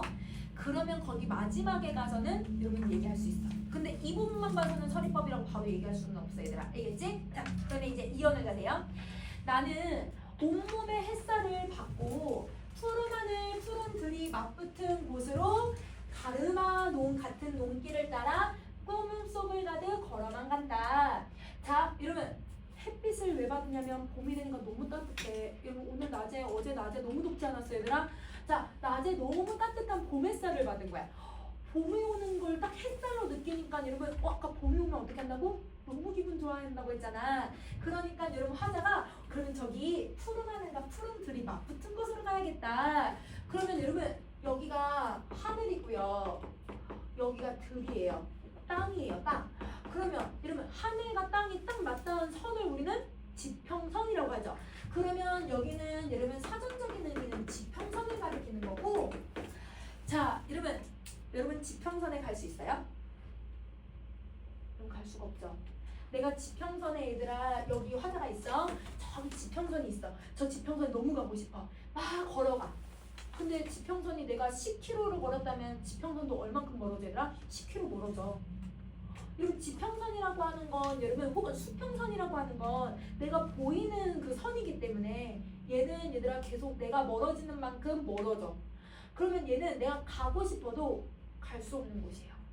아까 얘들아 가고 싶어도 갈 수 없는 곳에 뭐라고 했어요? 얘들아 청로를 할 때 이상향. 그렇지? 이건 화자가 이상적으로 생각하는 것이야. 그래서 여러분 자 이상적인 공간이기도 하지만 화자가 꿈꾸는 이상은 아까 조국 광복이었잖아. 희망이라고 선생님 설명할게. 희망의 세계나 이상향이나 아니면 여러분 봄의 생명력이라고 표현을 해도 되고요. 왜? 봄을 만끽하고 싶은 거니까 봄의 생명력이라고 해도 되고 아니면 우리는 지금 억압을 받잖아요. 구속을 받고 있는 상황이었잖아요. 근데 우리가 해방이 된다는 건 구속에서 벗어나서 자유를 얻을 수 있는 거거든. 그래서 자유의 세계라는 단어가 나오는 거야. 자, 여러분 희망과 자유의 세계가 왜 나오는 거야? 해방이 됐을 거라고 생각하고 말하는 거야. 그러니까 화자는 해방을 여러분 이루고 싶은 소망이 있었다라고 생각해주면 되는 거죠. 자, 그러면 여기 얘들아 무슨 이미지를 쓰냐면 푸른색, 색채 이미지 사용을 하고 있어.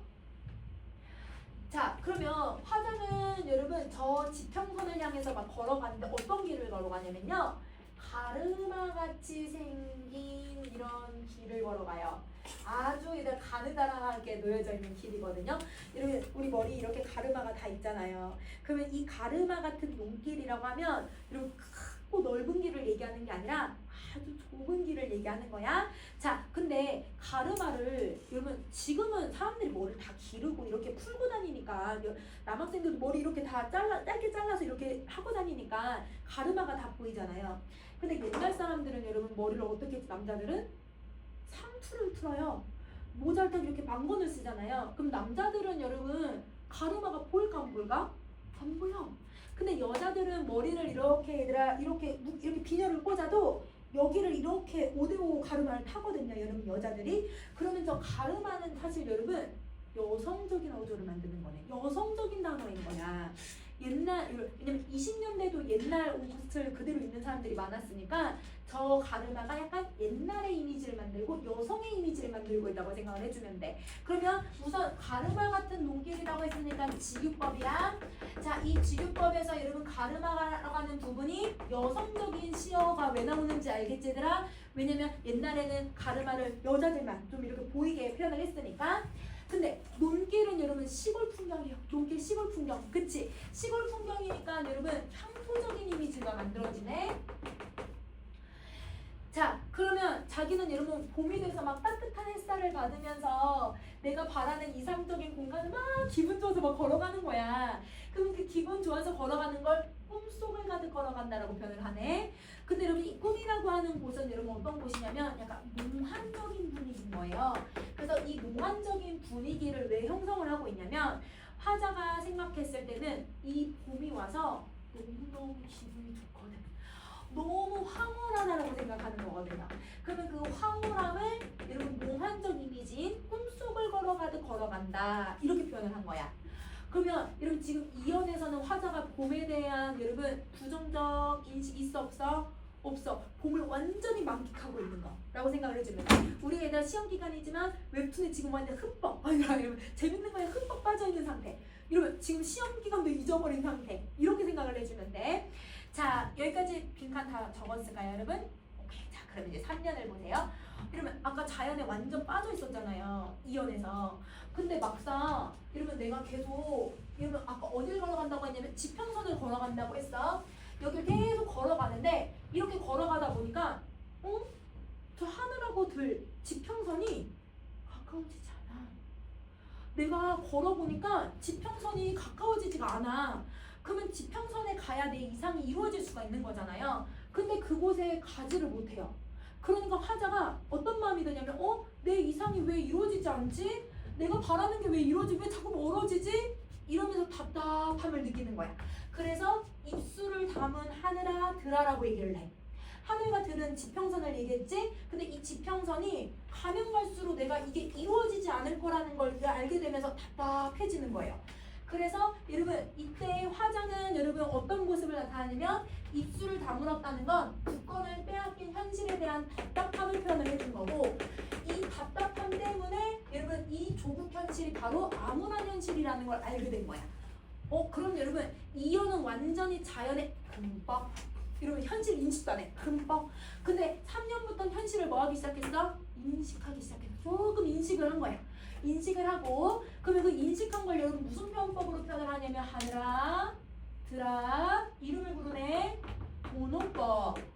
근데 여러분 하늘아 들아라는 건 여러분 사람이 아닌데 사람처럼 입술을 다물었다 사람처럼 이름을 부르잖아요. 의인법. 그치. 그죠. 도노법이랑 의인법으로 조국 현실이 어떤지를 인식하기 시작한 거야. 자, 그 다음에 내 맘에는 내가 혼자 온 것 같지를 않구나. 그러면 여러분 화자는 여러분 현실과 완전 지금 단절이 된 상태예요. 왜 현실과 단절됐냐면 일제강점기니까. 이 일제강점기니까 뭔가 단절된 마음을 느끼고 답답함을 느끼고 있으니까 여기서 여러분 나 혼자 있으면 뭔가 더 무섭고 더 외롭고 더 답답해지니까 그래 나 혼자 온 것 같지 않대.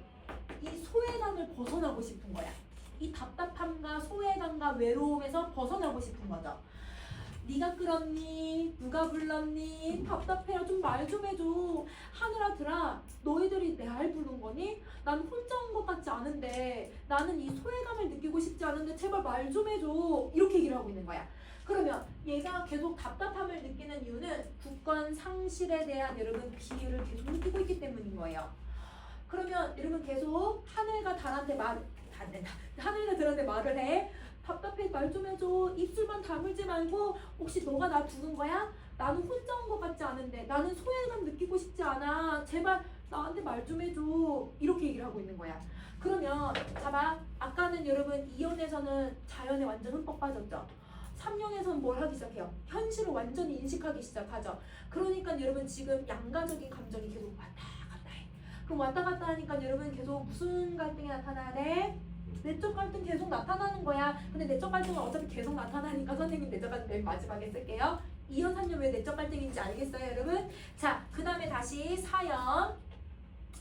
바람은 내 귀에 속삭이면서 한 자국도 섰지 마라 옷자락을 흔들고 종다리는 울타리 너머에 아씨같이 구름 뒤에서 반갑다고 묻네. 자, 여러분 내가 아까 뭔가 답답하고 현실을 인식하니까 나 혼자 있는 것 같은 느낌이 들었는데 여러분 봄이 되면 무슨 바람이 되냐면 봄바람 살랑살랑 부는 바람이 불잖아요. 이 살랑살랑 봄바람이 부는 거야. 이 봄바람이 네 개의 망이들아 살랑살랑 불어. 봄바람이 이렇게 따뜻한 바람이. 근데 그걸 여러분 얘가 나한테 속삭인다라고 표현을 해버리네. 그러면 여러분 살랑살랑 이 봄바람을 뭘로 표현한 거냐면 의인법으로 표현을 해버린 거지. 자, 한 자국도 섰지 마라 옷자락을 서 있어. 내가 얘들아 지금 저 2, 3년까지 계속 가야 되는 게 맞나? 현실을 인식했을 땐 그러지 않았는데 내가 지금 멈춰있는 상태였거든요. 너무 답답하고 소외감을 느끼고 있는 상황이었으니까. 근데 바람이 가자 계속 가자 날 계속 이끌어주고 있다는 거야. 의인법 쓰는 거 알겠지? 종다리는 여러분 새야 새. 여러분 이 새는 모든 새는 얘들아 갈매기이긴 한데 자 여러분 이 새는 여러분 울타리 너머에서 아씨같이 얘들아 구름 돼서 반가워 봄이 돼서 반가워 그래서 나한테 이렇게 인사를 하더래. 근데 여러분 이 봄이 되면 우리나라에 오는 새들이 몇 개 있거든. 많이 있거든요. 꾀꼬리가 봄에 오는 새이기도 하고 저 종달새도 봄이 와. 그러니까 봄이 됐다는 걸 알려주려고 낄낄낄낄거리면서 나한테 계속 인사를 하는 거야. 그러면 여러분 이 종다리가 지금 무슨 이미지를 가지고 있는 거냐면 얘는 여러분 나한테 계속 친한 척 하거든 얘들아. 친밀한 이미지. 근데 이 종다리를 여러분 지금 뭐에다 비유를 해요 여러분? 아씨같이 지우법의 표현을 하잖아. 근데 여러분 아씨는 아직 결혼을 안 한 나이가 어린 여러분 여자란 말이야. 근데 아씨들은 대부분 예전에 누구한테 쓴단 말이야? 사대부 여성들한테 써요. 아씨. 그래서 우리 사극 같은 데 보면 사대부 여성 젊은 아가씨들을 아씨 하면서 노비들이 쫓아다니잖아요. 근데 이 사극에서의 여성들은 되게 적극적으로 나오지만 원래 애들 아씨들은 집 밖에 나가서도 안 되고요. 세상도 좀 잘 몰라요. 되게 순수한 사람들이거든요. 그래서 여러분 이 종다리를 아씨에다 비유하는 이유는 순수한, 이런 순박한 이미지를 표현하고 싶은 거야. 그러면 뭔가 여러분 이런 고향이나 시골 같은 이미지랑도 좀 잘 어울리지? 그러면 순수하고 친밀한 애가 나한테 계속 반갑다고 의인화를 시키면서 계속 나를 반갑다고 해. 그러면 여기는 여러분 현실을 또 잊고 뭘 즐기기 시작하는 거야? 자연을 또 즐겨. 자연의 대상들이랑 나랑 계속 자연을 즐기고 있는 거야. 그래서 국토와의 뭘 느끼는 거냐면 친화감을 느끼고 있는 거야. 친구처럼 느껴지게 되는 거죠. 그러면 여러분 다시 계속 또 얘들아 자연, 현실인식, 자연으로 온 거 이해됐어 얘들아? 자 그러면 이제 사연 1, 2, 3, 4, 5연을 보세요. 고맙게 잘 자란 보리밭아. 여러분 여기 보리밭한테 얘들아 지금 말을 건네고 있네. 근데 얘한테 뭐라고 하냐면 너무 잘 자라서 고맙다고 얘기를 해. 그러면 화자는 자연에 대한 여러분 감사 인사를 올리는 건데요. 왜 자연에 대해서 감사를 올리냐면 얘가 나라가 빼앗겨도 계속 보리를 키워내고 있잖아요. 이 땅은 우리가 빼앗겼지만 얘가 계속 생명력을 키워내고 있잖아요. 그게 여러분 이 땅이 가지고 있는 대지의 생명력에 대한 감사인 거야. 대지의 생명력에 대한 감사. 그러면 완전 여러분 자연 하나하나에 인사하지, 자연 하나하나에 너 잘 자랐구나만 인사를 하고 다니잖아. 완전 자연 친화적 태도죠. 자연 친화적 태도예요. 그러면 여기 얘들아 여기도 보리바타라고 이름 부르고 있으니까 도노 사람이 아닌데 사람처럼 표현하고 있으니까 의인 2개 써주시면 돼요.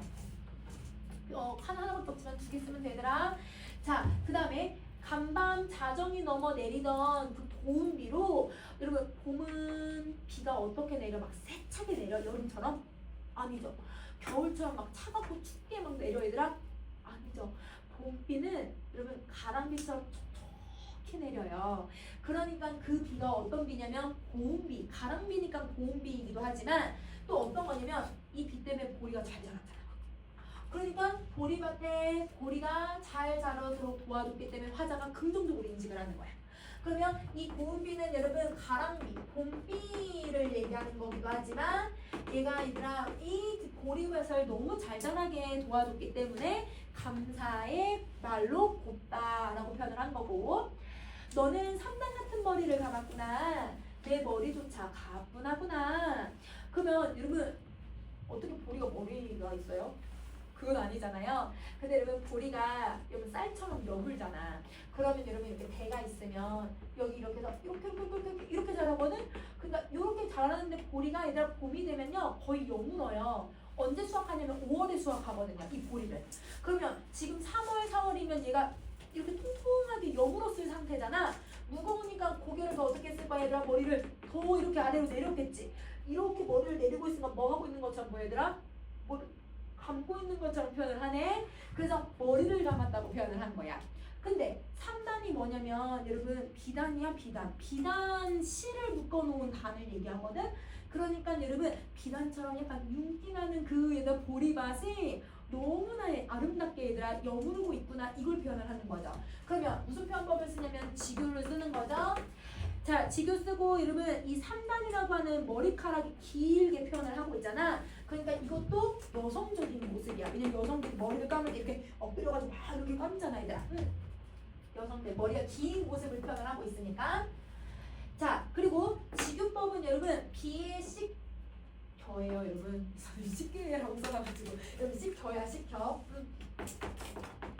미안해. 자, 여러분 비에 씻겨 아름답게 흔들리는 보리를 3단 같은 머리라고 표현을 하고,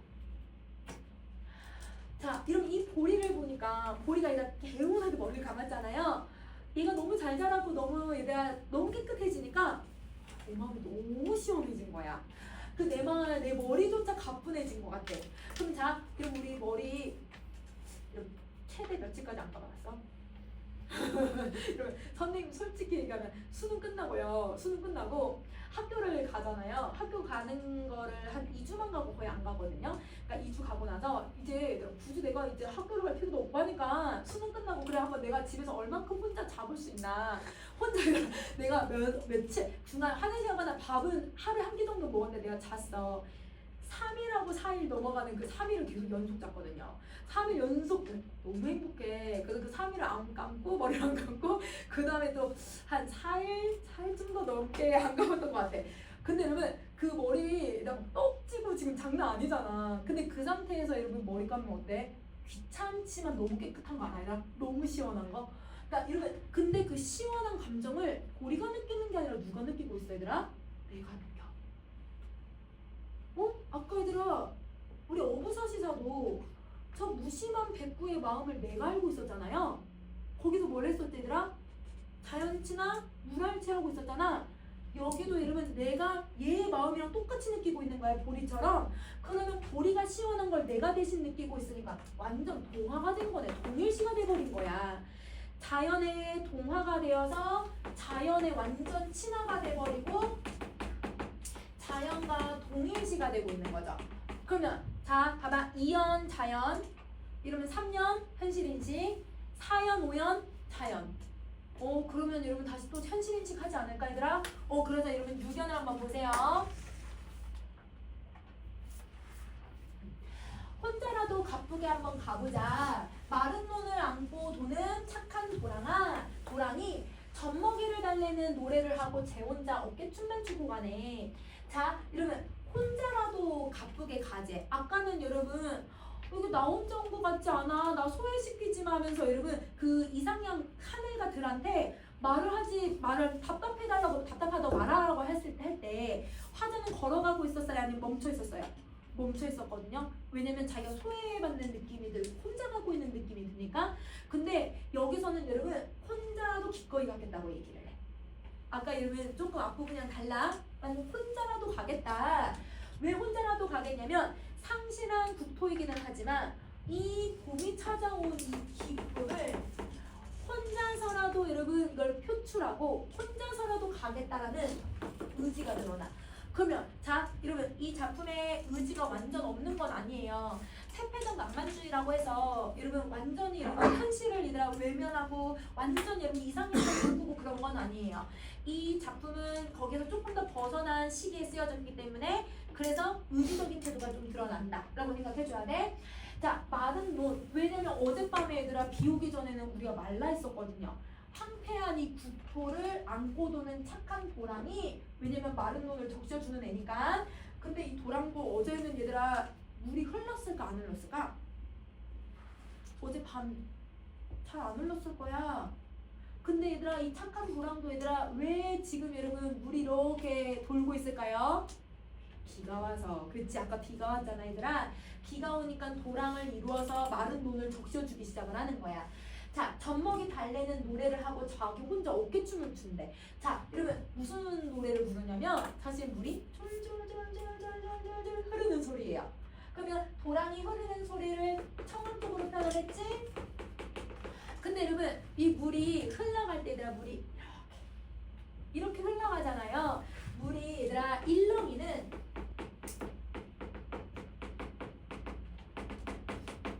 모습을 여러분 뭘 표현했어?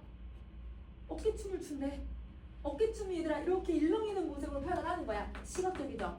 그러면 청각적인 이미지랑 시각적인 이미지, 즉 물의 이미지를 가지고서 여러분 와 얘가 이렇게 나라를 우리 국토를 이렇게 적셔주면서 착하네.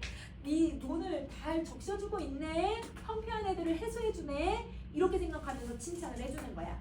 그게 너무 기분이 좋은 거지. 우리 나라에 대해서 얘기하니까. 그러면 여러분 유견도 그러면 현실 인식을 하는 게 아니라 뭐에 대한 이야기를 하는 거야? 이것도 자연. 자연. 자, 그 다음에 다시 가자. 나비야 제비야 깝치지 마라. 근데 여러분 깝치지 마라는 건 그 깝치다가 아니죠 여러분. 그 아래 뜻을 보면 재촉하지 말래. 자 여러분 화자는요 지금 보세요. 아까 여기 길을 가르마 같은 길을 걸어가고 있었잖아요.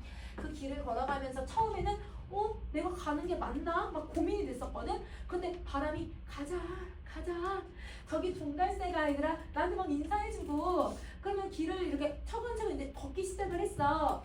걸어가면서 얘들아 뭐도 보냐면 여러분 보리도 보고요. 그치 보리밭도 보고요. 그 다음에 여러분 여기 쫄쫄쫄 흘러가는 도랑도 보고요. 그러면 여러분 얘도 봤다가 여기도 봤다가 여기도 봤다가 여러분 길을 그냥 계속 걸어가는 게 아니라 여기 봤다 여기 봤다 여기 봤다 여기 봤다 가는 거니까 이게 빨리 가는 거야 천천히 가는 거야. 엄청 천천히 가는 거야. 그러니까 자기가 천천히 자연을 보면서 걸어가고 있는데 여러분 옆에서 나비하고 얘들아 그 다음에 제비가 땡땡땡땡 울면서 빨리 가자 이렇게 얘기하니까 재촉하지 말라고 얘기하는 거야. 나는 맨드라미와 들막꽃에도 인사를 하고 싶은 거예요. 우리 땅에 있는 하나하나에 다 인사하고 싶은 거예요. 그래서 여러분 국토에 있는 모든 자연들을 모두 다 얘들아 화자는 뭐 하고 싶다? 하나하나 다 보고 싶은 거야. 하나하나 다 즐기고 싶은 거죠. 그러면 이 모든 자연을 즐기고 싶은 거예요. 그래서 여러분 번호법 깝치지 마라. 그러면 그렇다고 해서 나비하고 제비가 부정적인 시호는 아니야. 그러니까 얘네들도 자연의 일부인데 얘네들도 아까 바람처럼 빨리 가자 저기 빨리 가자 이렇게 얘기하는 건데 나는 하나하나 볼 테니까 잠깐 기다려 이렇게 얘기하고 있는 것 뿐이야. 부정적인 시호는 아니에요. 자 아주까리 기름을 바른 사람이 지심을 맺은 그들이라서 내가 하나하나 다 보고 싶다. 자 이러면 아주까리 기름이 뭐냐면요 동백 기름을 얘기해요. 그러면 예전에 여자들이 머리를 여러분 이렇게 이제 묶을 때 옛날 여자들 얘들아 어때 여기 잔머리 없어. 선생님 진짜 잔머리 장난 아니거든? 근데 여러분 이렇게 잔머리가 우리가 항상 나오잖아요. 근데 여자들 이렇게 옛날 여자 이렇게 머리 딱 이렇게 돼 있잖아. 그게 뭐냐면 기름을 맨날 이렇게 바르는 거야. 오일 바르는 것처럼. 그러면 이 아주까리 기름을 바르는 게 이러면 전통적인 한국 여성의 모습을 표현을 해주고 있는 거예요. 여성의 이미지가 들어가는 거고. 그러면 여러분 선생님 왜 여기는 한국 여성이라는 표현을 쓰고 있냐면요. 그러면 이 사람이 모두 다 얘들아 우리 땅을 뭐 하는 사람들이야 얘들아? 농사 짓는 사람들이야. 그러면 여러분 농사를 옛날에는 우리나라 국민 대부분이 농사를 지었잖아요. 그러면 여러분 여자가 농사를 짓는 건 아니고 여성적 이미지만 쓸 뿐이지 아주까리 기름을 바른 사람은 우리 민족이자 동포가 돼야 되는 거야. 왜냐면 땅을 농사 짓는 사람이니까. 자, 그냥 민족 동포들이 얘들아 땅에 김을 메고 여러분 잡초 뽑고 그렇게 열심히 살았던 땅이라서 나는 이 땅에 대한 애정 때문에라도 하나하나 다 보면서 가겠다 이렇게 얘기를 하는 거야. 그러면 여러분 화자는 완전 국토에 대한 화자의 애정과 그리고 이 땅을 너무 소중하게 보고 싶다라고 하는 화자의 뭐뭐 하고 싶다 소망이 들어가 있는 거예요. 그러면 여기도 여러분 현실인식이 아직 안 드러나네. 국토에 대한 애정을 계속 표현하고 있는 거야. 자, 그 다음에 다시 할게. 내 손에 호미를 쥐어다오. 살찐 젖가슴과 같은 부드러운 이 흙을 발목에 시도록 밟아도 보고 좋은 땀조차 흘리고 싶다. 그러니까 우리 동포들이 우리 민족들이 농사지었던 땅이니까요. 자기도 같이 하고 싶은가 봐요. 호미를 달라고 얘기를 해요. 그러면 호미를 달아서 얘들 아까 눈이 어떻게 됐었지? 나 눈이 말라 있었잖아. 지금 얘들아 막 도랑을 타서 물이 들어오고는 있지만 이 물을 잘 연결을 해줘야 물이 촉촉하게 땅이 적실 수 있거든 얘들아. 그러니까 호미로 김도 메고 호미로 얘들아 이렇게 땅도 이렇게 골라주려고 하는 거야. 그러면 국토가 아까 얘들아 마른노는 황폐해진 땅이었단 말이에요. 그 땅을 뭐 하고 싶으냐면 국권 회복을 하고 싶은 거예요. 그거에 대한 여러분 소망이에요. 국토 회복의 소망으로 이렇게 얘들아 하다가 얘기하는 거예요. 근데 여러분 이건 문제에서 얘들아 소망이라고 표현하기도 하지만 여러분 욕구라고도 얘기해. 왜냐면 내가 하고 싶은 걸 얘기하고 있는 거니까. 자, 그럼 뭐뭐 같은이라고 했으니까 여러분 지급법이 들어가지. 자, 그러면 여기서 여러분 지급법을 왜 쓰냐면요. 여러분 땅은 씨앗을 심으면 여러분 뭘 해요 여러분? 싹이 터서 결실을 이뤄내잖아요. 그런데 여러분 엄마가 아기들한테 얘들아 모유를 먹이거든요. 그러면 여러분 이 모유를 먹이니까 아이가 쑥쑥 잘 자라게 되잖아요. 그러면 여러분 지금 살찐 젖가슴과 같은 부드러운 이 흙이라고 하는 말을 왜 비유를 하고 있냐면 흙을 뭐 같다라고 생각하냐면 엄마 같다라고 모성애가 있다라고 생각을 하는 거야. 그러면 여기서는 이렇게 비유를 해주고 있는 거고. 자, 흙에서 여러분 물건이나 이러면 어떤 작물을 키워내는 것처럼 엄마가 모유를 먹여서 아기들을 키워내는 것처럼 그러면 국토에 대한 애정과 국토의 풍요로움을 이런 엄마, 모성적 이미지로 표현을 하는 거야. 그러면 왜 모성애 이게 나왔는지 이해되지 얘들아? 자, 발목이 시도로 밟아도 좋고 좋은 땀조차 흘리고 싶어. 근데 내가 왜 발목이 시냐면요. 아직 봄이긴 봄이지만 지금 봄이 완전한 봄은 아닌 것 같아.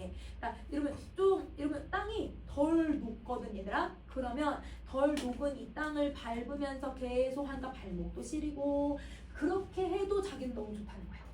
이렇게 힘들어도 일이 너무 좋다라고 얘기하는 거지. 그래서 즐겁고 건강한 삶에 대한 욕구를 계속 보여주고 있다. 왜 선생님 욕구라고 하는지 이해돼? 뭐뭐 하고 싶다. 소망이라고 해도 돼 얘들아. 알겠지? 자, 그러면 지금 여기까지도 다 계속 자연에 대해서 내가 국토에 대해서 계속 긍정적으로 표현을 하잖아요. 근데 이제 그 다음 내용을 보시면 강가에 나온 아이와 같이 짬도 모르고 끝도 없이 나는 내 호나. 자, 이러면 강가에 만약에 얘들아 한 2-3살 된 애기가 여러분 강가에서 어슬렁 엄마 아빠 없이 막 걸어다니는 모습 보면 누가 봐도 다 어떻게 보여 얘들아? 너무 위험해 보이지. 그러면 강가에 나온 아이들처럼 이러면 여기 선생님 호기심 많고 천진난만한 건 아이의 속성이고요. 근데 강가에 나와 있는 아이는요 위태로운 상태인 거예요. 다시 아이는 천진난만해. 그러니까 여러분 이 천진난만하게 얘들아 강가에 갔지만 누가 봐도 어른들은 이게 위태로운 거 알지? 자, 작가는 여러분 이 화자는 여러분 뭘 했냐면 막 신나게 막 자연 즐기고 있었잖아. 신나게 막 자연을 즐겨서 어린아이처럼 천진난만하게 자연을 즐겼지만 근데 현실은 우린 땅을 빼앗긴 상태잖아요. 그러니까 위태로운 상태에서 나는 이 즐거움을 만끽하고 있었던 거예요. 그러니까 강가에 나온 아이 같다고 자기를 표현을 한 거야. 자, 땀도 모르고 현재 형편도 모르고 끝도 없이 닿는 내 호나 내 영혼이 너 어디까지 즐길 거야? 언제까지 시험 기간인데 공부 안 하고 여러분 이거 보고 있을까? 스스로 되묻기 시작을 한 거야. 그러면 여러분 화자가 여러분 뭘 하기 시작을 한 거냐면 여러분 방황을 하기 시작하는 거죠. 어? 내가 지금 뭐 하고 있는 거지? 내가 이 어린아이처럼 지금 뭐 하고 있는 거지? 이런 생각이 들고 그러면 현재 상황도 모르고 얘가 뭐에만 취해 있었냐면 이 봄날 자연에만 취해 있는 자기에 대해서 반성을 하기 시작을 하는 거예요. 이건 현실 인식을 하기 시작을 하는 거죠. 뭘 찾니? 어디로 가는 거니? 근데 자 무엇을 찾는지도 모르면서 어딜 가고 있었어 얘들아? 계속 저 이상향에 가고 있었어. 지평선에. 어디로 가야 되는지 모르면서 계속 지평선만 쫓아가. 근데 여러분 지평선 찾을 수 있다 없다? 찾을 수 없어. 내가 어디로 가야 되는지 모르면서 방황하면서 그 길을 걷고 있었던 거예요. 스스로 대한 질문을 하죠. 근데 이 스스로 대한 질문은 비웃어. 우습다. 답 좀 해봐라. 스스로 질문하고 스스로 답하라고 얘기를 해. 그러면 이거는 스스로 자기가 너무 초라하게 느껴지는 거야. 그러면 이게 자조적 질문이죠. 자, 여러분 어떤 심리가 들어가는 거냐면 허탈해지는 거예요. 여러분 우리 아까 현타 온다라는 말 썼잖아요, 여러분. 그러면 현타 오는 게 약간 시간 벌써 이렇게 지났네? 시험 3일 이제 이틀 남았네. 여러분 이렇게 생각이 들면서 허무하고 허탈한 마음이 드는 거야. 왜? 사실 여러분 내가 그 순간은 즐겼지만 얘들아 내가 시험이 얼마 안 남았는데 이거 지금 보고 있어서 후회되고 막 이러잖아. 그러면 허탈한 마음이 생기거든. 그 허탈함, 허무함, 후회 이런 마음이 드는 거죠. 현실은 이런데 내가 봄날을 이렇게 즐겼다고? 허탈해. 자, 그러면 화자는 현실에 대해서 아까 한번 인식했어 안 했어? 3년 했잖아 얘들아. 현실 한번 인식했잖아요. 3년에서 다시 인식한 거예요. 그래서 여기는 재인식이라고 해야 돼요. 자, 여기 부분은 재인식이 돼야 되더라. 그럼 여기까지 이러면 정리했어? 화자가 내적 갈등이 다시 시작되는 부분이라고 생각을 해주면 돼. 자, 그 다음에 다음 부분 한번 가세요. 자, 나는 온몸에 풋내를 띠고 얘들아 왜 풋내가 띠냐면 풋내는 풀냄새야. 풀냄새가 왜냐면 아까 홈이 얘들아 막 꽃에 인사하고 막 이러면서 막 흙을 만지고 다녔잖아. 그러면 올 하루 종일 조국의 봄과 여러분 누구랑 여러분 이 봄과 일체감이 이루어지면서 다녔기 때문에 즉 자연에 완전히 동화가 되었기 때문에 자연의 풀냄새가 나. 자, 어떤 이미지를 썼냐면 여러분 화자가 풋내를 띈대. 후각, 그치. 이건 후각적 이미지야. 자, 그 다음에 여러분 요거는 다시 또 쓸 거야. 푸른 웃음, 푸른 서러움. 근데 여러분 여기서 웃음과 서러움이 어우러진다라고 하는데요. 웃음은 긍정적인 거고 서러움은 부정적인 거예요. 긍정과 부정이 도저히 어우러질 수는 없어요. 그러면 앞말과 뒷말이 매칭이 안 되니까 무슨 표현법이 들어가야 돼? 이거 역설이야. 자, 그러면 역설에는 진리가 들어가야 되잖아요. 어떤 진리가 들어가는 거냐면 자연이 주는 여러분 무슨 감정이냐면 너무 즐거웠잖아.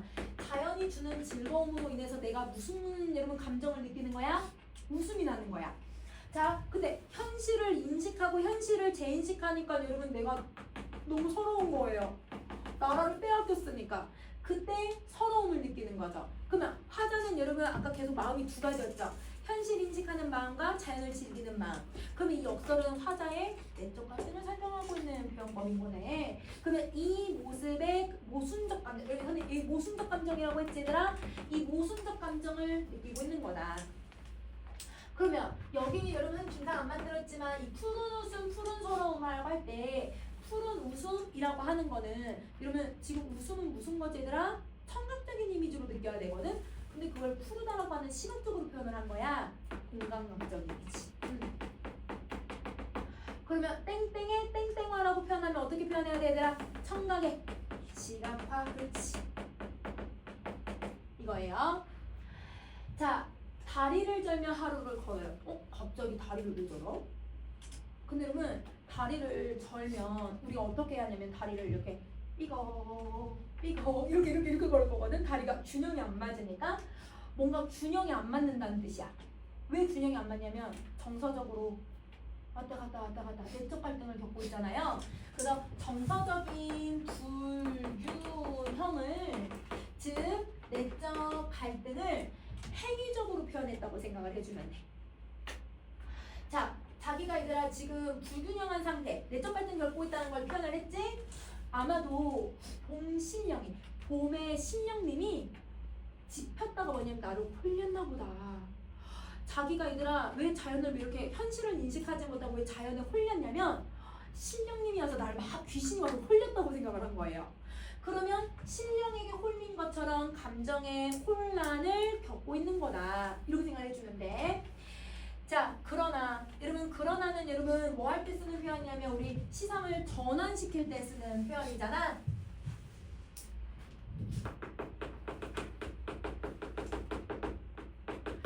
자, 시상의 전환. 지금은 들을 빼앗겨서 봄조차 빼앗기겠네. 그러면 여러분 우리가 들을 빼앗겼기 때문에 식민지 현실이기 때문에 결국은 이 봄의 아름다움도 빼앗길 수밖에 없겠구나. 봄을 내가 즐길 게 아니라 우리가 빼앗길 걸 대비해야 되는구나. 이렇게 생각을 하게 된 거야. 그러면 현실에 대해서 다시 또 어떻게 한 거야? 또 재인식. 자, 그러면 절망적인 현실을 인식하면서 부정적인 앞날의 상황에 대해서 결국 우리 빼앗길 수밖에 없네. 이 봄을 즐길 수가 없는 거네. 여러분 이건 절망을 하는 거죠.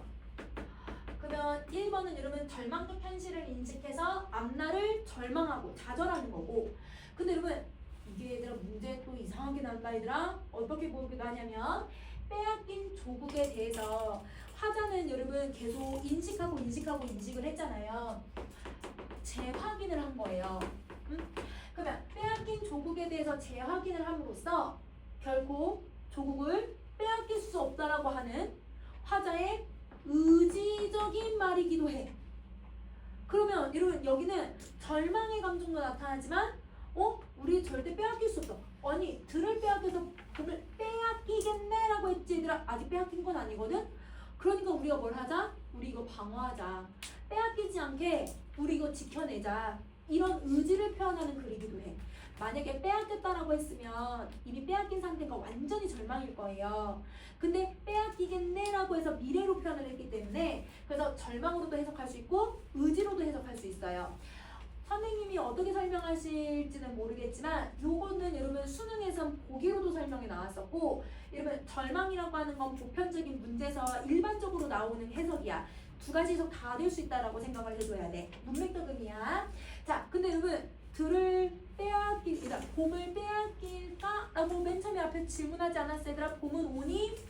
봄을 빼앗길 수도 있어. 이렇게 대답을 했어. 그러면 이게 대답이죠. 아까 앞에 했던 질문의 대답.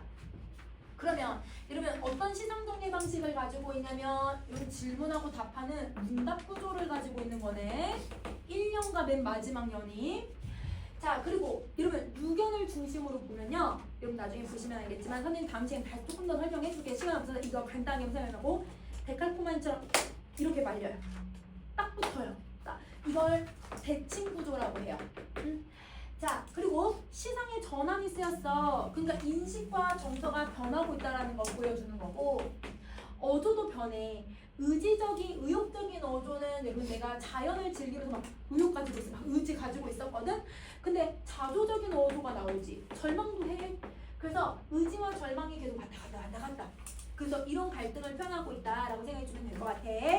자, 그러면 선생님이 작품은 다 설명했고, 빼앗긴 들의 봄이 오는가에서 왜 대칭고 에다 조금 더 부연 설명들은 다음 시간에 이어서 할 거니까 요거 다시 한번 또 가지고 얘들아. 알겠지? 네, 여기까지 할게요. 여러분 개인별 시간에 시험 보는 거 알죠? 이제 2학년이니까 선생님들아 더 공부 빡세게 시키려고 나 깜짝 통화 못하면 또 깜짝 시킬 거야. 여러분 열심히 공부해보세요. 안녕히 해보세요.